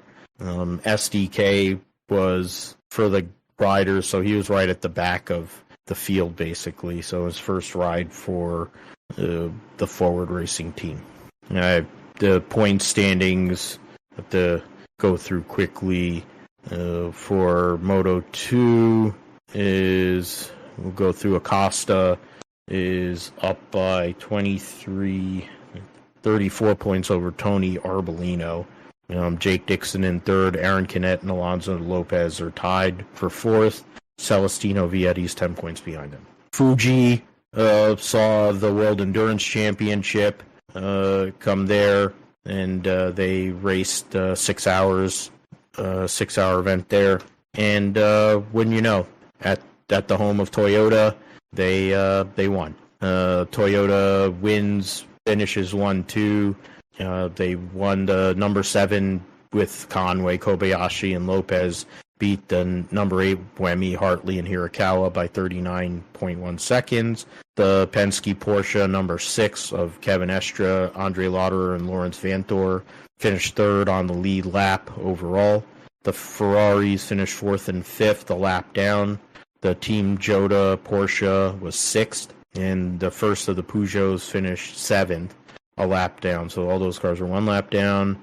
After that, the Proton number 99 Porsche, or the other Peugeots, 3 laps down in 8th. The Proton Porsche 9th, 8 laps down. And the Cadillac Racing number 2 of Earl Bamba, Alex Lynn, and Richard Westbrook, 10 laps down and 10th overall. The WRT team in LMP2, Rui Andrade, Robert Kubica, and Louis Delatraz wins that class over United Autosport and WRT. They won by a lap. United Autosports was 4th there in that class. And GT AM, the AF Corsa number 54 beat the Corvette Racing team of Ben Keating, Nick Verone, and Nicky Katzberg by 22 seconds, just under 23 seconds. And the Kessel Racing Ferrari finished 3rd. The Iron Dames finished 4th in GTM. Their next race will be in November at Bahrain. That'll be their last, I think that's the last race of the season. Yeah, that'll be the last race of the season, 8-hour race there. The point standings, the GTM standings, we already know that the Corvette is won that championship. So that's locked up. Right now with 1 race to go, it's 15 points between the 8 of Hartley, Hirakawa, and Buemi, and the 7 of Lopez, Kobayashi, and Conway for the World Endurance Drivers Championship. The manufacturers, Toyota is 40 points ahead of Ferrari. The World Cup, Team Joda will win that one because they've been around longer.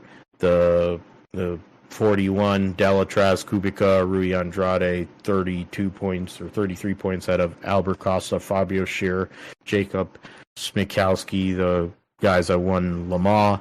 The United Autosport team, Frederick Lubin and Philip Hansen are in 3rd there for the Endurance Trophy there for LMP2 drivers. Team WRT, as mentioned, leading over Inter Europol, and then United Autosports at 22.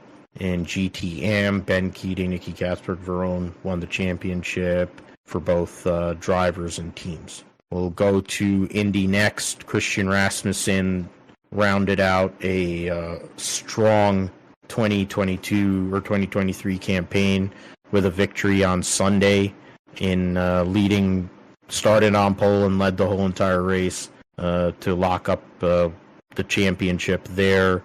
So that was a great job by him. Great job by HMD Motorsports to go and get another victory there over Hunter McElroy and Louis Foster. Matt Brabham finished 4th. Jacob Abel 5th. Ernie Francis Jr., which in what might be his last Indy Lights race, finished 8th. Yuvan Sundaramurthy 9th, and Jagger Jones 10th. Jamie Chadwick was 12th. In race 1, Hunter McElroy started from pole and led the entire race. Christian Rasmussen 2nd, Daniel Frost, Kiffin Simpson, Matt Brabham. Ernie Francis was 7th, Jagger Jones 8th. Sundaramurthy was 13th, Chadwick was 15th. The final point standings sees Christian Rasmussen win the championship by 26 and 65 points over McElroy. Nolan Siegel finishes 3rd, 5 points ahead of Louis Foster. Jacob Abel rounds out the top 5. Daniel Frost, who might be moving up to IndyCar next year, finished 6th. Ernie Francis Jr. ends up 9th in points there. So with that, Jamie Chadwick finished 12th. Jagger Jones 13th. We'll go through some of these other guys. Matt Brabham didn't run that many rounds, and he's finished 17th, so credit to him. And Yuvan Sundaramurthy finished 22nd in limited starts. We'll see if he comes back for the full season next year in Indy next. Manny Core for the World Superbikes. The big news was Garrett Gerloff qualifying on Super Pole in initial qualifying, and then in race 1 actually having his best race of the year, finishing 4th after starting on pole. Toprak Raskatlioglu, Michael Ruben Rinaldi, and Johnny Ray finished ahead of him. But, so credit to Garrett Gerloff there. It's been a tough year for him, getting used to the new bike, the new BMW for him. But he did a good job at Manny Core and put himself in the mix here with a few rounds to go in the World Superbike Championship to make some moves. In the Super Pole race, Super Pole race, he only finished. He fell out of the Super Pole race. He had issues, so that kind of set him back a bit. Then in the race 2, they had a restart and ended up finishing in 5th. The restarted race 2, he ended up finishing 5th. So the 2 top 5 finishes, started on pole in race 1. So great weekend for him, something to build off of for Garrett Gerloff moving forward. They'll be racing in a couple weeks' time in Aragon in Spain, and then they'll go back-to-back with going to Estoril, and then they'll take a month off before they go to Jerez to end the World Superbike season there. The Acropolis Rally, as I mentioned earlier, it's basically Kalle Rovanperä. We know he's going to go and win second consecutive World Rally Championship. He wins the race, wins the rally. He didn't really get much resistance from anybody, and that also helps when that happens. He won by a minute 31 over his teammate Alfred Evans. A minute 35.9 over Danny Sordo for the first of the Hyundais. Ott Tanak had a 3 minutes 40 second penalty, which ended up leaving him 4th. Esa-Pekka Lappi in the second Hyundai finished 6 minutes 22 seconds behind, and Katsuda for Toyota finished 6th. Andreas Mikkelsen wins WRC2 over Gus Greensmith. Johan Roussel Sebastian Ogier was in this race, but had issues. Finished 10th overall, though. The standings going into last few rounds, there's now 3 race rounds left. Chile, Germany, and Japan. But Kalle Rovanperä basically is he's 25 points, so he's got a full race ahead of that was they didn't even put in they haven't even put in the points there, so I don't understand that so they haven't even updated the points there, so it's got to be different. Whatever. He won, and he's well on his way to his second consecutive World Rally Championship. Super Motocross, the momentum for Chase Sexton continues from Supercross after benefiting from the top 2 guys in Eli Tomac and Cooper Webb having injuries and not being able to finish out the season. Chase Sexton benefited and won the championship. Won race 1 over Dylan Ferrandis, Ken Roczen, Jason Anderson, Aaron Plessinger. Cooper Webb in his first race back on a Yamaha for Star Racing finished 8th. So you got that. Then we'll get into race 2. Chase Sexton won both rounds. Jet Lawrence had come off of winning, sweeping the whole entire motocross season. Had a rough first round of the first moto in Charlotte, but came back for a second. Roczen 3rd, Ferrandis 4th, Jason Anderson 5th. Cooper Webb ended up finishing 7th there. So the points after the first race, Chase Sexton ends up going 1-1, and he'll end up with a 12-point lead over Jet Lawrence. And also Aaron Plessinger, 13 on Ferrandis, 14 on Ken Roczen to round out the top 5. And then rider point standings. So I don't know about all that. And manufacturer, right, so. Then 250 motocross, the official results. Joe Shimoda ended up winning, going 4-1 and winning the round for Charlotte, so credit to him, and Pro Circuit Kawasaki. Tom Viel 2nd, and Hayden Deegan 3rd. Hunter Lawrence struggled. He's 8th after this first round. Austin Faulkner, bad second race. He's 13th. RJ Hampshire. So a lot of ground to be made up by some of the other names. In the 250s, they'll be racing at Chicagoland Speedway this weekend for the second race of that championship. NHRA countdown at Maple Grove, so they're going to, as long as the weather cooperates, they could put up some big numbers in qualifying, which bonus points could be put into play there. Justin Ashley has a 30-point lead over Steve Torrance in the top fuel category. Antron Brown, Leah Pruitt, defending champion Brittany Force, Doug Coletta, Mike Salinas, and Austin Prock are all within 100 points. 12 drivers are in the top fuel playoff. Excuse me. Ron Capps, after winning the U.S. Nationals, trying to win another championship, 24 points out of Matt Hagan, 38 on height. Tasca, J.R. Todd, Alexis Ajoria, Chad Green, Tim Wilkerson, John Force, all under 100, or it was inside of 100 points. Cruz Pentragon and Alex Laughlin are in the countdown for the funny cars. In Pro Stock, Dallas Glenn had a humongous lead, but that's been cut down to 25 over the U.S. Nationals champion Matt Hartford, 32 over Enders, Troy Coughlin, Derek Kramer, Aaron Stanfield, Greg Anderson, Kyle Krutsky, Camry Caruso. 16 drivers actually made it into the countdown for the Pro Stock category, so that's something that's got to be the most ever, so that'll be interesting to see. But really, the battles between Dallas Glenn, Matt Hartford, the elite teams versus the KB Titan groups, that's really where that all goes. In Pro Stock Motorcycle, Gage Herrera had a 8 trillion point lead, and that's been cut down to 29 over Matt Smith. Hector Ranas third, Eddie Krawick, Angie Smith, Steve Johnson, Chase Van Zandt, Mark Ingwerson, round out the riders within inside of 100 points. Evaristo, Clance, Ayler, and Bostic all make it into the countdown there, so 12 riders there.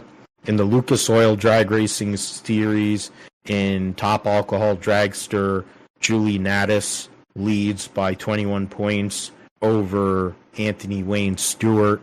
He's run one less divisional race so far this year, so that's in his favor. He hit the post, and he made it. Oh, man.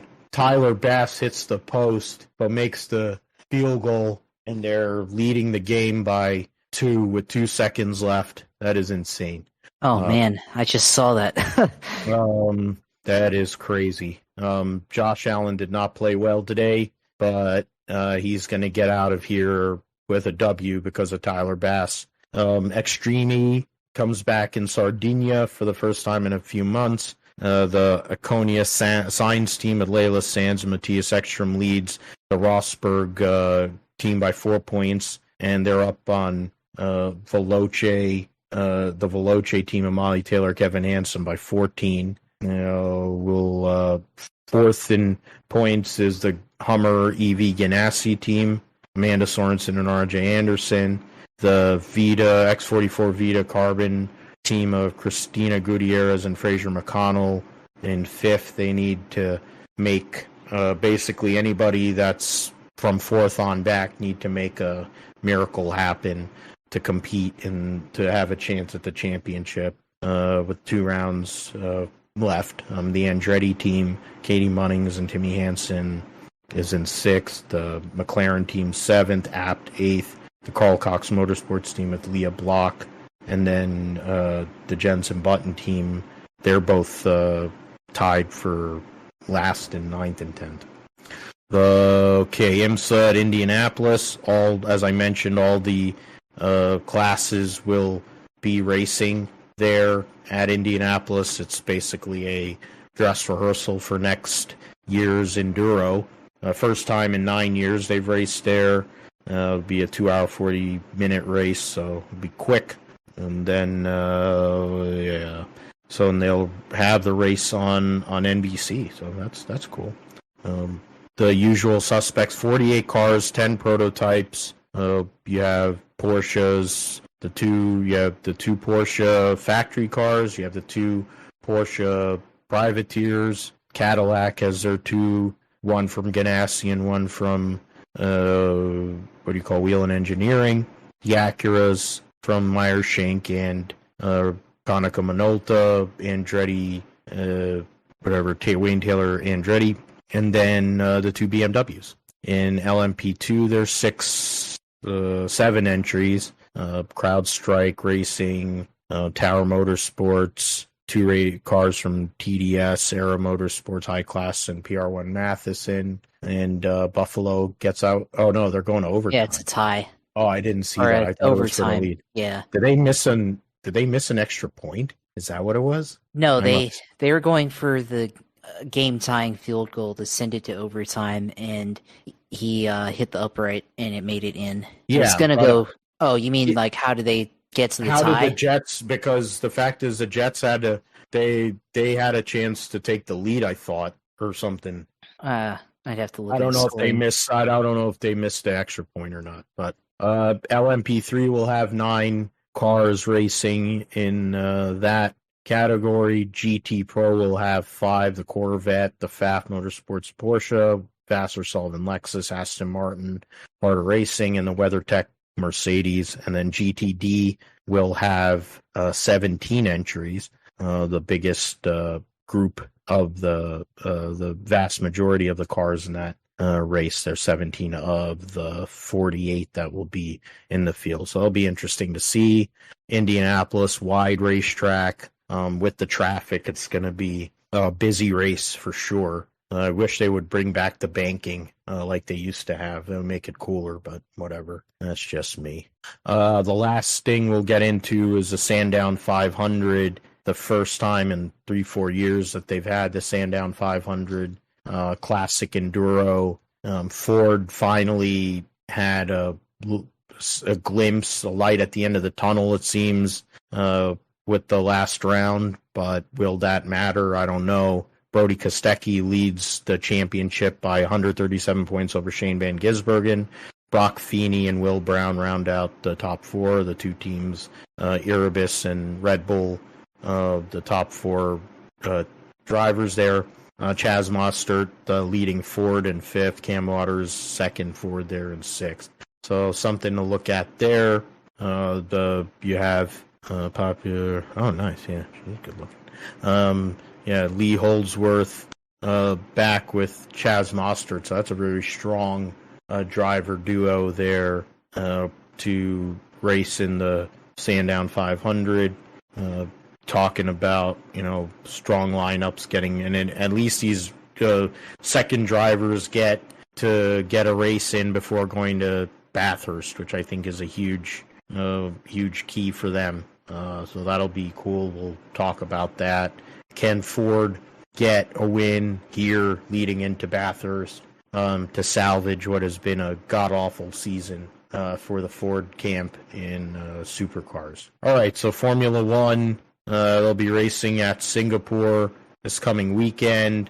They've made changes to the circuit at Singapore. They've gotten rid of a few corners there because of construction. So that's so we'll see how that affects the racing. I think it'll be a little quicker laps. They're saying there's going to be less tire drag and aero downforce wise, they could run slightly less downforce, but in all of this, it's the same old. I think so. I picked first last week, so Josh, you get first dibs here. Who do you pick for the Singapore Grand Prix for your winner and podium?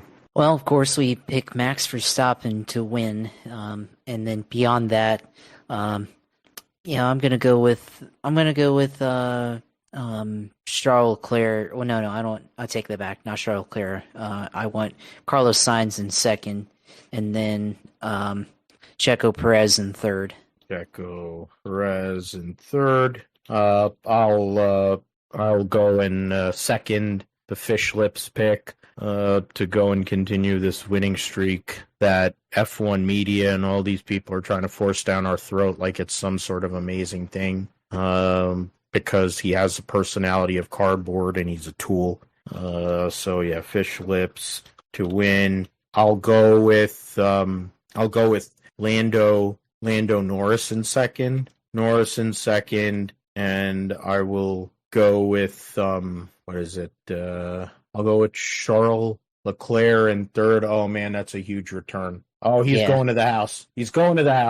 Oh, the Jets have won in overtime with a punt return. Oh, they might have hurt Bob Sala there. Gotta make sure. My goodness. All hail the New York Jets. the frickin' Sean McDermott, special teams, a longtime special teams coach, and his special teams was questionable today. Tyler Bass, needed a miracle doink off the post to get in overtime, and then their coverage today was atrocious. So credit to the Jets. They may not have a quarterback, but they have a lot of other pieces in place. My third place finisher will be Charles Leclerc. I guess this is 9/11, 22 years since the tragedy, the horrible events of that day, and playing in New York for the Jets to go and unbelievable. Get that. That was just horrendous coverage. Did he okey doke that whoever that guy was in front of him was like half speed? They're not even running, they're all looking back. They're like, what the heck is going on? That is one of the worst jobs of covering a punt I've seen in recent memory. My goodness. Oh boy. No.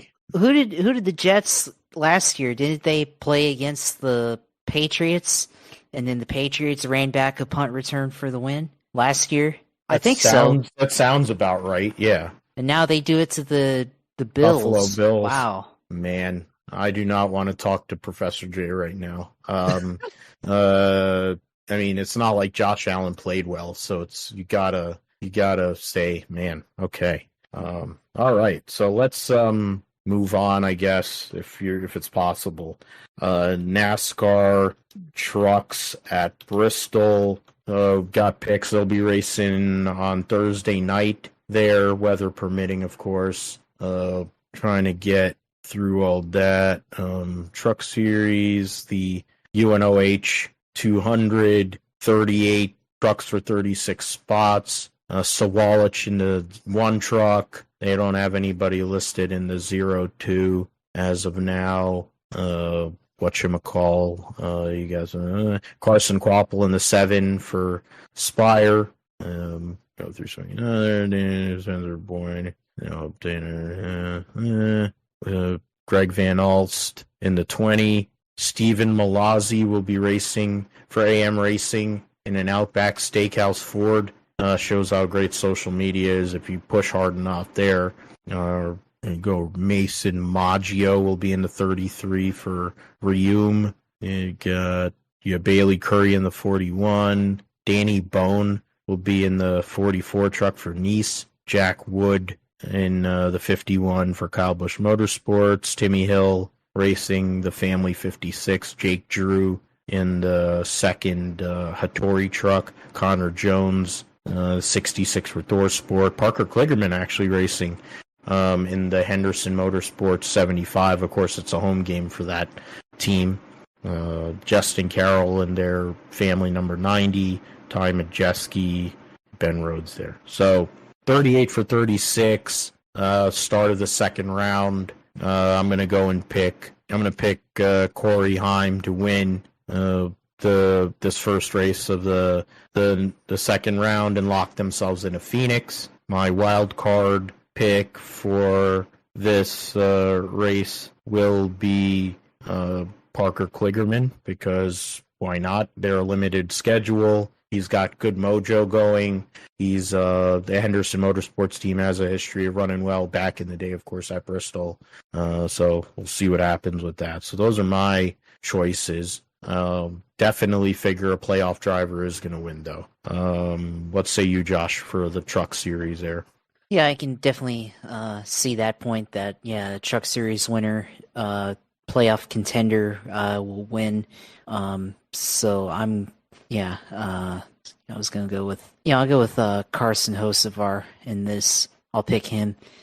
He's definitely done a good job this year, and, I mean, he's been better on the mile and a half, I think, but, let's see what he can do on a short track here. So I'll go with him, and then I guess my wild card, you picked Parker. So I'll go with, go with Roger Cruth. We haven't picked him as a wild card in a bit, so, why not? So he's a decent driver, I think, and, we'll see if he can do well on Bristol here. And is it Wednesday or Thursday night that they're racing? Thursday night. Yeah, I mean, and one other person I would say that we both didn't take, but I think would be a definite guy to look at if everything falls the right way is Carson Quapple. He is very fast. He is one of the best young talents in short track racing right now. Alabama man is his father, the former Truck Series champion. So, Junior has a lot invested in him. I figure Carson Quapple, if he isn't in an Xfinity car here, and probably he's going to get an Xfinity car next year part-time, but I think he'll be in a truck. I think Kyle Busch Motorsports and them will probably do some business, I would think, to get him some experience there. So that's somebody to look at for Bristol to go and get that victory because he's got Bono as his crew chief and the Spire team. All right, so Xfinity Series, the Food City 300, 39 cars for 38 spots in that event. It'll be on Friday night. Got Perkins and Weatherman and Poole in the JDs. Stephen Parsons and Chad Fincham for SS Greenlight. Daniel Hemrick, as mentioned, will be in the 10 for the remainder of the season because they're in the Owners' Championship. Derek Kraus in the 11 or whoever they'll be having there. Trevor Bayne will be in the 19 for Gibbs.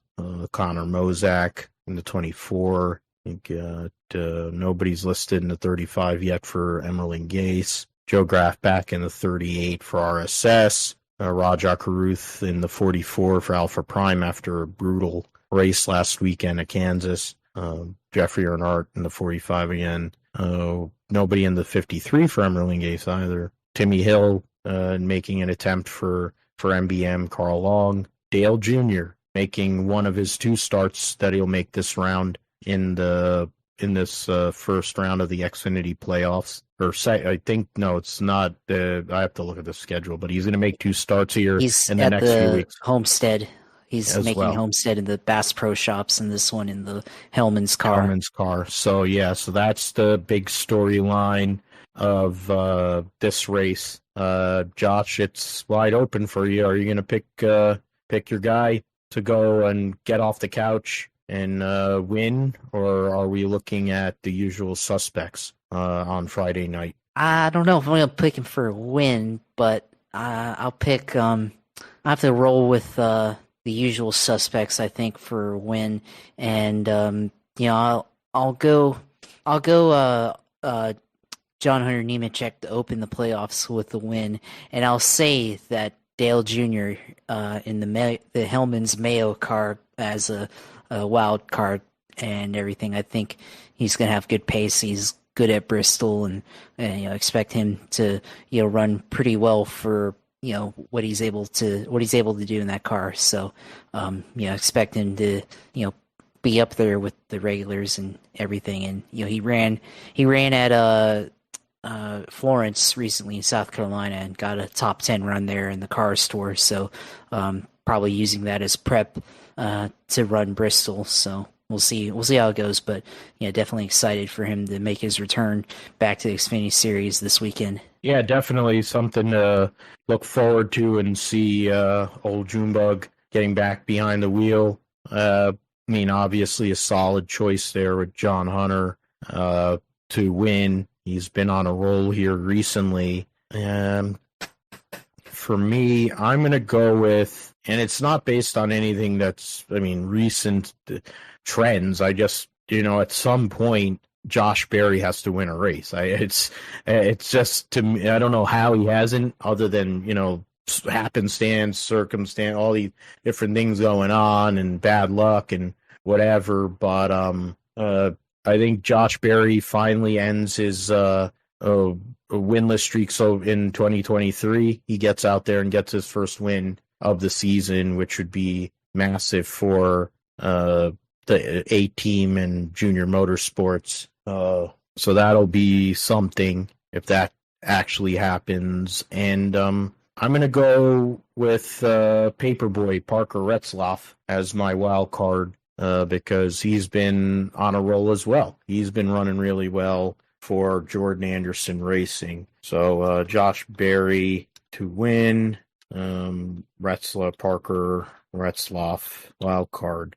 Jordan Anderson team has made huge progress here this season, and Parker's got a lot of potential there. So it's something to look at there on Friday night.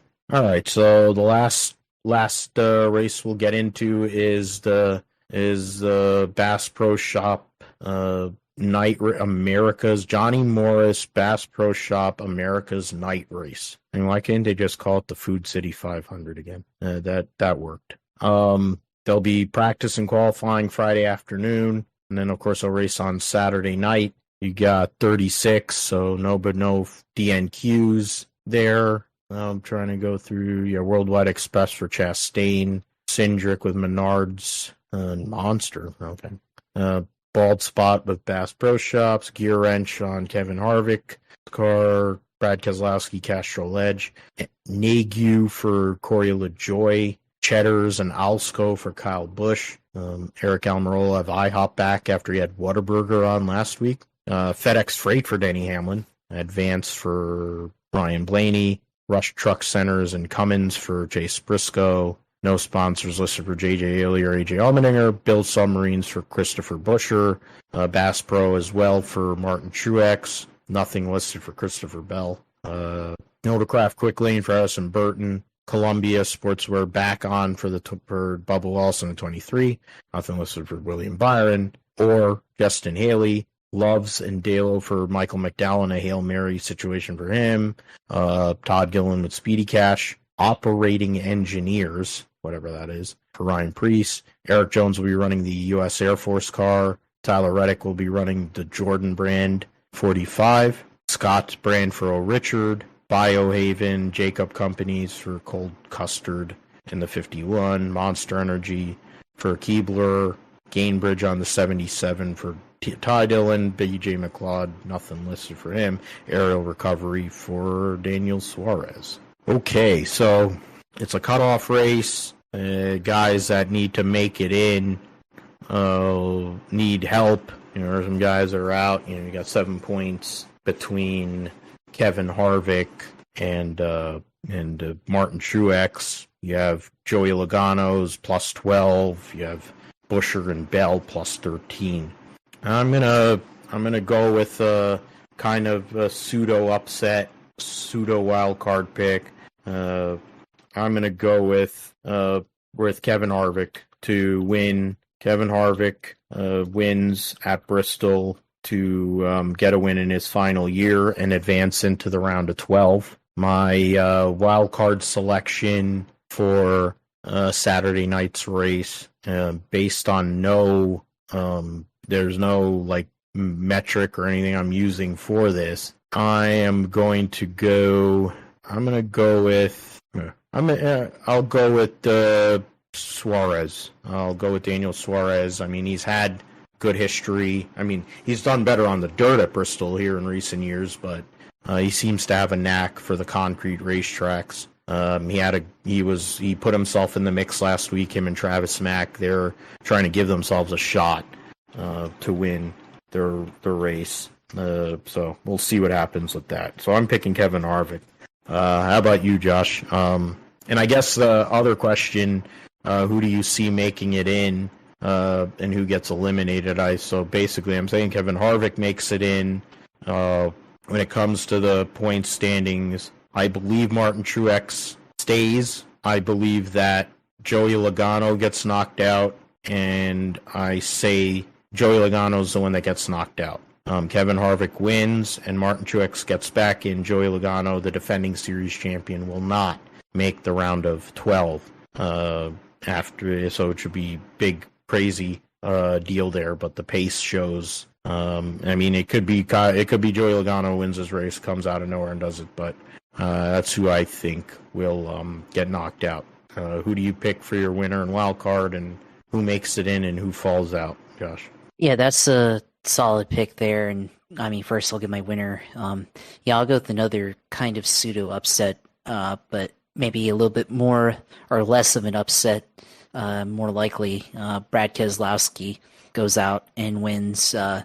Finally, first victory for what's now known as RFK Racing, and Brad has done good on the concrete tracks as of late. They had, as a team, ran well here last year, and then ran well at Dover, which is very similar in some ways to Bristol. So had a top 10 run there. So I'm gonna pick Brad Keselowski, and then my wild card. Looking at this, looking at who's good, because I feel like if you take away the dirt, I feel like you can't really factor in dirt Bristol other than the fact that it's Bristol and it's just so different. It takes an entirely different skill set to win there. But I'll go with a kind of a interesting pick here, and I'll go with Eric Jones. Eric Jones has been pretty good as of late, and I want to see how he can run here. Has kind of been okay. Hasn't been great this year, 27th in the standings, but last few races it's definitely had slightly better results since Watkins Glen. So we'll see what they do here this weekend. So got that, and then for elimination and who makes it in, I'm gonna say it stays the same. I think Truex doesn't make it in, and Joey Logano somehow squeaks his way in, and Harvick, I think Harvick still makes it into the playoffs. So I think it stays the same. So, I think Bubba, it's a tall order for him. I mean, he's got to win. This is, winner in. I mean, it's possible, but I don't really see it happening.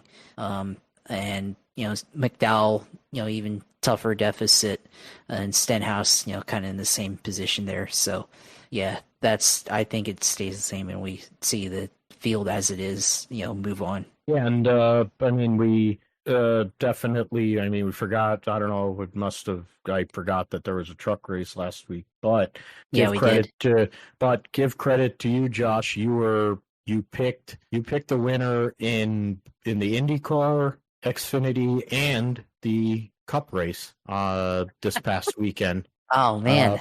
I was close. I picked the guy who finished third in IndyCar.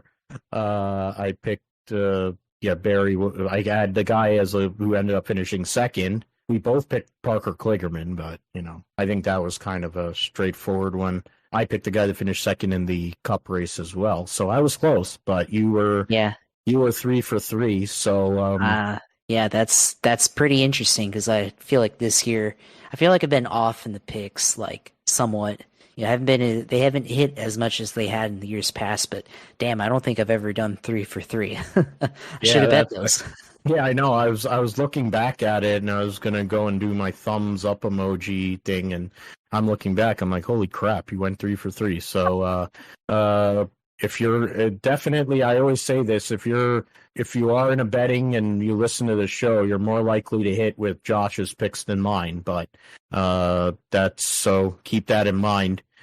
Picked Fish Lips, Carlos Sainz, and Checo for Singapore, Corey Heim or Carson Hocevar and Rajah Caruth in the trucks, John Hunter Nemechek and Junebug in Xfinity, and Brad Keselowski and Eric Jones for the Cup Series race at Bristol, along with Martin Truex Jr. getting eliminated. So keep that all in mind.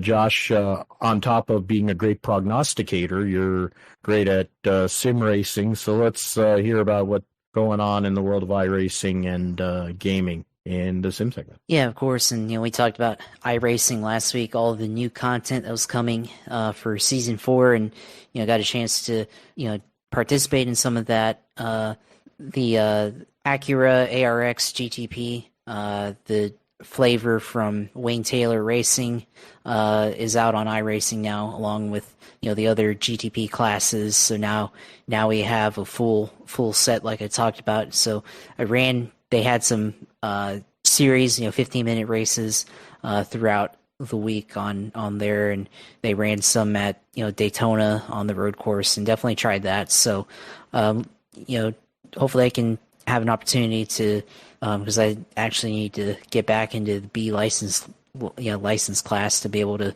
participate in C class in road racing right now. So I'm gonna have to, because I've had some bad. I was B class and I got demoted because I had some bad runs with Mazda and MX-5, but I'm close to getting back into it. So should be able to get back into it soon. And then they're running the IMSA iRacing series now, along with some of the other racing series and there. So you've got the IMSA Endurance series and you got the IMSA iRacing series. I actually haven't seen what differentiate. Something fell over in my house. I just heard, but I'm okay. But I'm trying to figure out what the differentiation is between because it looks like it's just 160 minutes for the IMSA Endurance series, and then the IMSA iRacing series is on iRacing is a 45-minute. So you have a 45-minute timed race and then a 160-minute longer feature race. So for Indianapolis Motor Speedway, and I think that's going to be the format for the rest of the year. So this season on iRacing. So that's pretty interesting there. Definitely going to have to get into that. But looking to definitely compete in some of these endurance races and GTP class. Maybe if I feel like I have enough pace, we'll definitely try to enter the Rolex 24 on iRacing, which I think I'm gonna do it. I just have to make sure that I have the time to do it and everything. And if I don't do it in GTP, definitely going to look at like one of the GT3 classes or GT3 class, one of the cars to compete in there and put in some time. But that's, something I've wanted to do for a while, just haven't found the time to do it. So I'm going to try to see if I can set aside time this time to do it. And then, the other iRacing series on there that's new, you have this new Mustang Skip Barber Challenge running the Ford Mustang FR500 on there, which actually, this is an old car, but I guess they're making a new series for it. That's at VIR this weekend. So, and they run Circuit of the Americas, Sebring, Lime Rock Park, Indy Road, Spa, Silverstone, Laguna Seca. So all the road courses, Road Atlanta, Sonoma Raceway, Donington Park, all the, I think, standard fare road courses that are on the iRacing schedule. GR Cup, Toyota GR Cup, and the GR86. That's at Laguna Seca this week, so definitely have to look at that one and everything. So those are probably the ones that I focus on this weekend. And Open Wheel C at Lime Rock Park as well. So the Indy Pro 2000 series there, and then on iRacing, on the oval side, I think they've got the iRacing. Yeah, the iRacing series this weekend. They're doing a special event for the Cup Series, racing the full distance Bristol race this weekend. So that should be interesting. Got the new Draft Master Series that we talked about. That's starting out at Daytona, and that's going to be in the Truck Series. That's a 20-lap sprint race, so that should be interesting. Let's see, series infos, cautions on. Cautions are disabled, so it's just a flat-out race. So that's interesting, and it's ranked. So let's that should be interesting. No cautions, kind of like that, because there'll probably be a lot of people taking themselves out of it.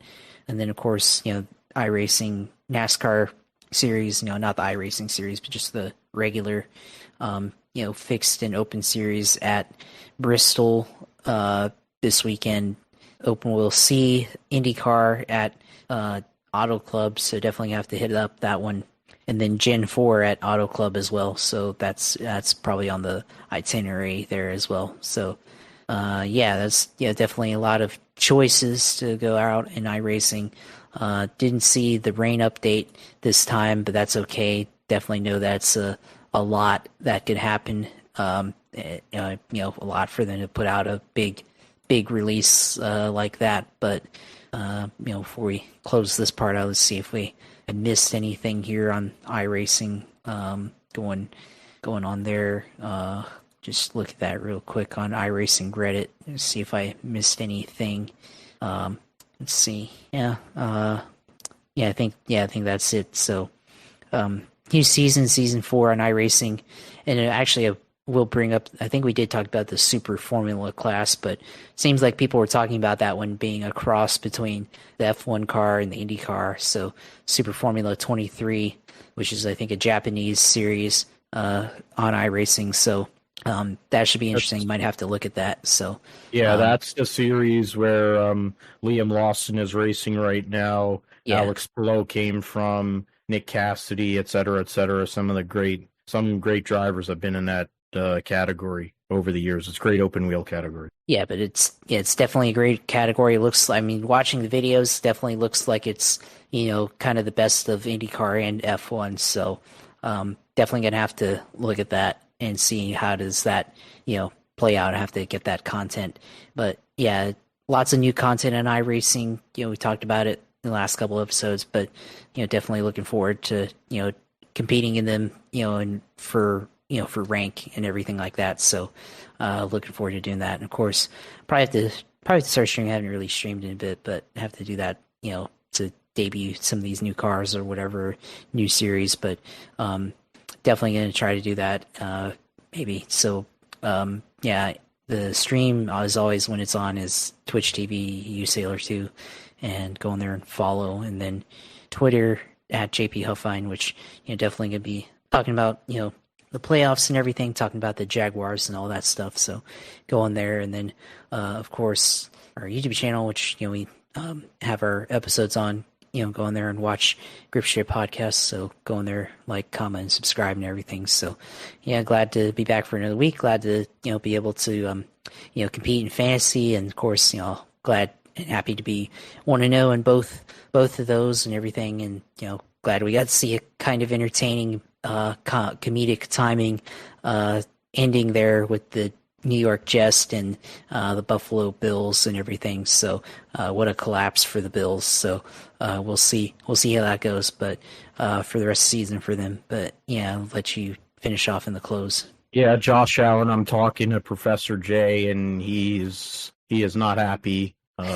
Talking about how bad Josh Allen played. 3 interceptions. Outside of Joe Burrow and whatever the Giants wanted to call whatever that game was in Seattle. There's a few, but my goodness, the Buffalo Bills were not prepared tonight, and without the Jets don't even have a quarterback, and they lost that football game. That's something. But yeah, Josh, thanks as always, my sidekick, my right-hand man. Your teams are doing good so far. Got a lot of work to do early on. Got to keep on chopping to make the team better. The team's better. The 49ers, though, want to keep on upward trajectory. Got to win.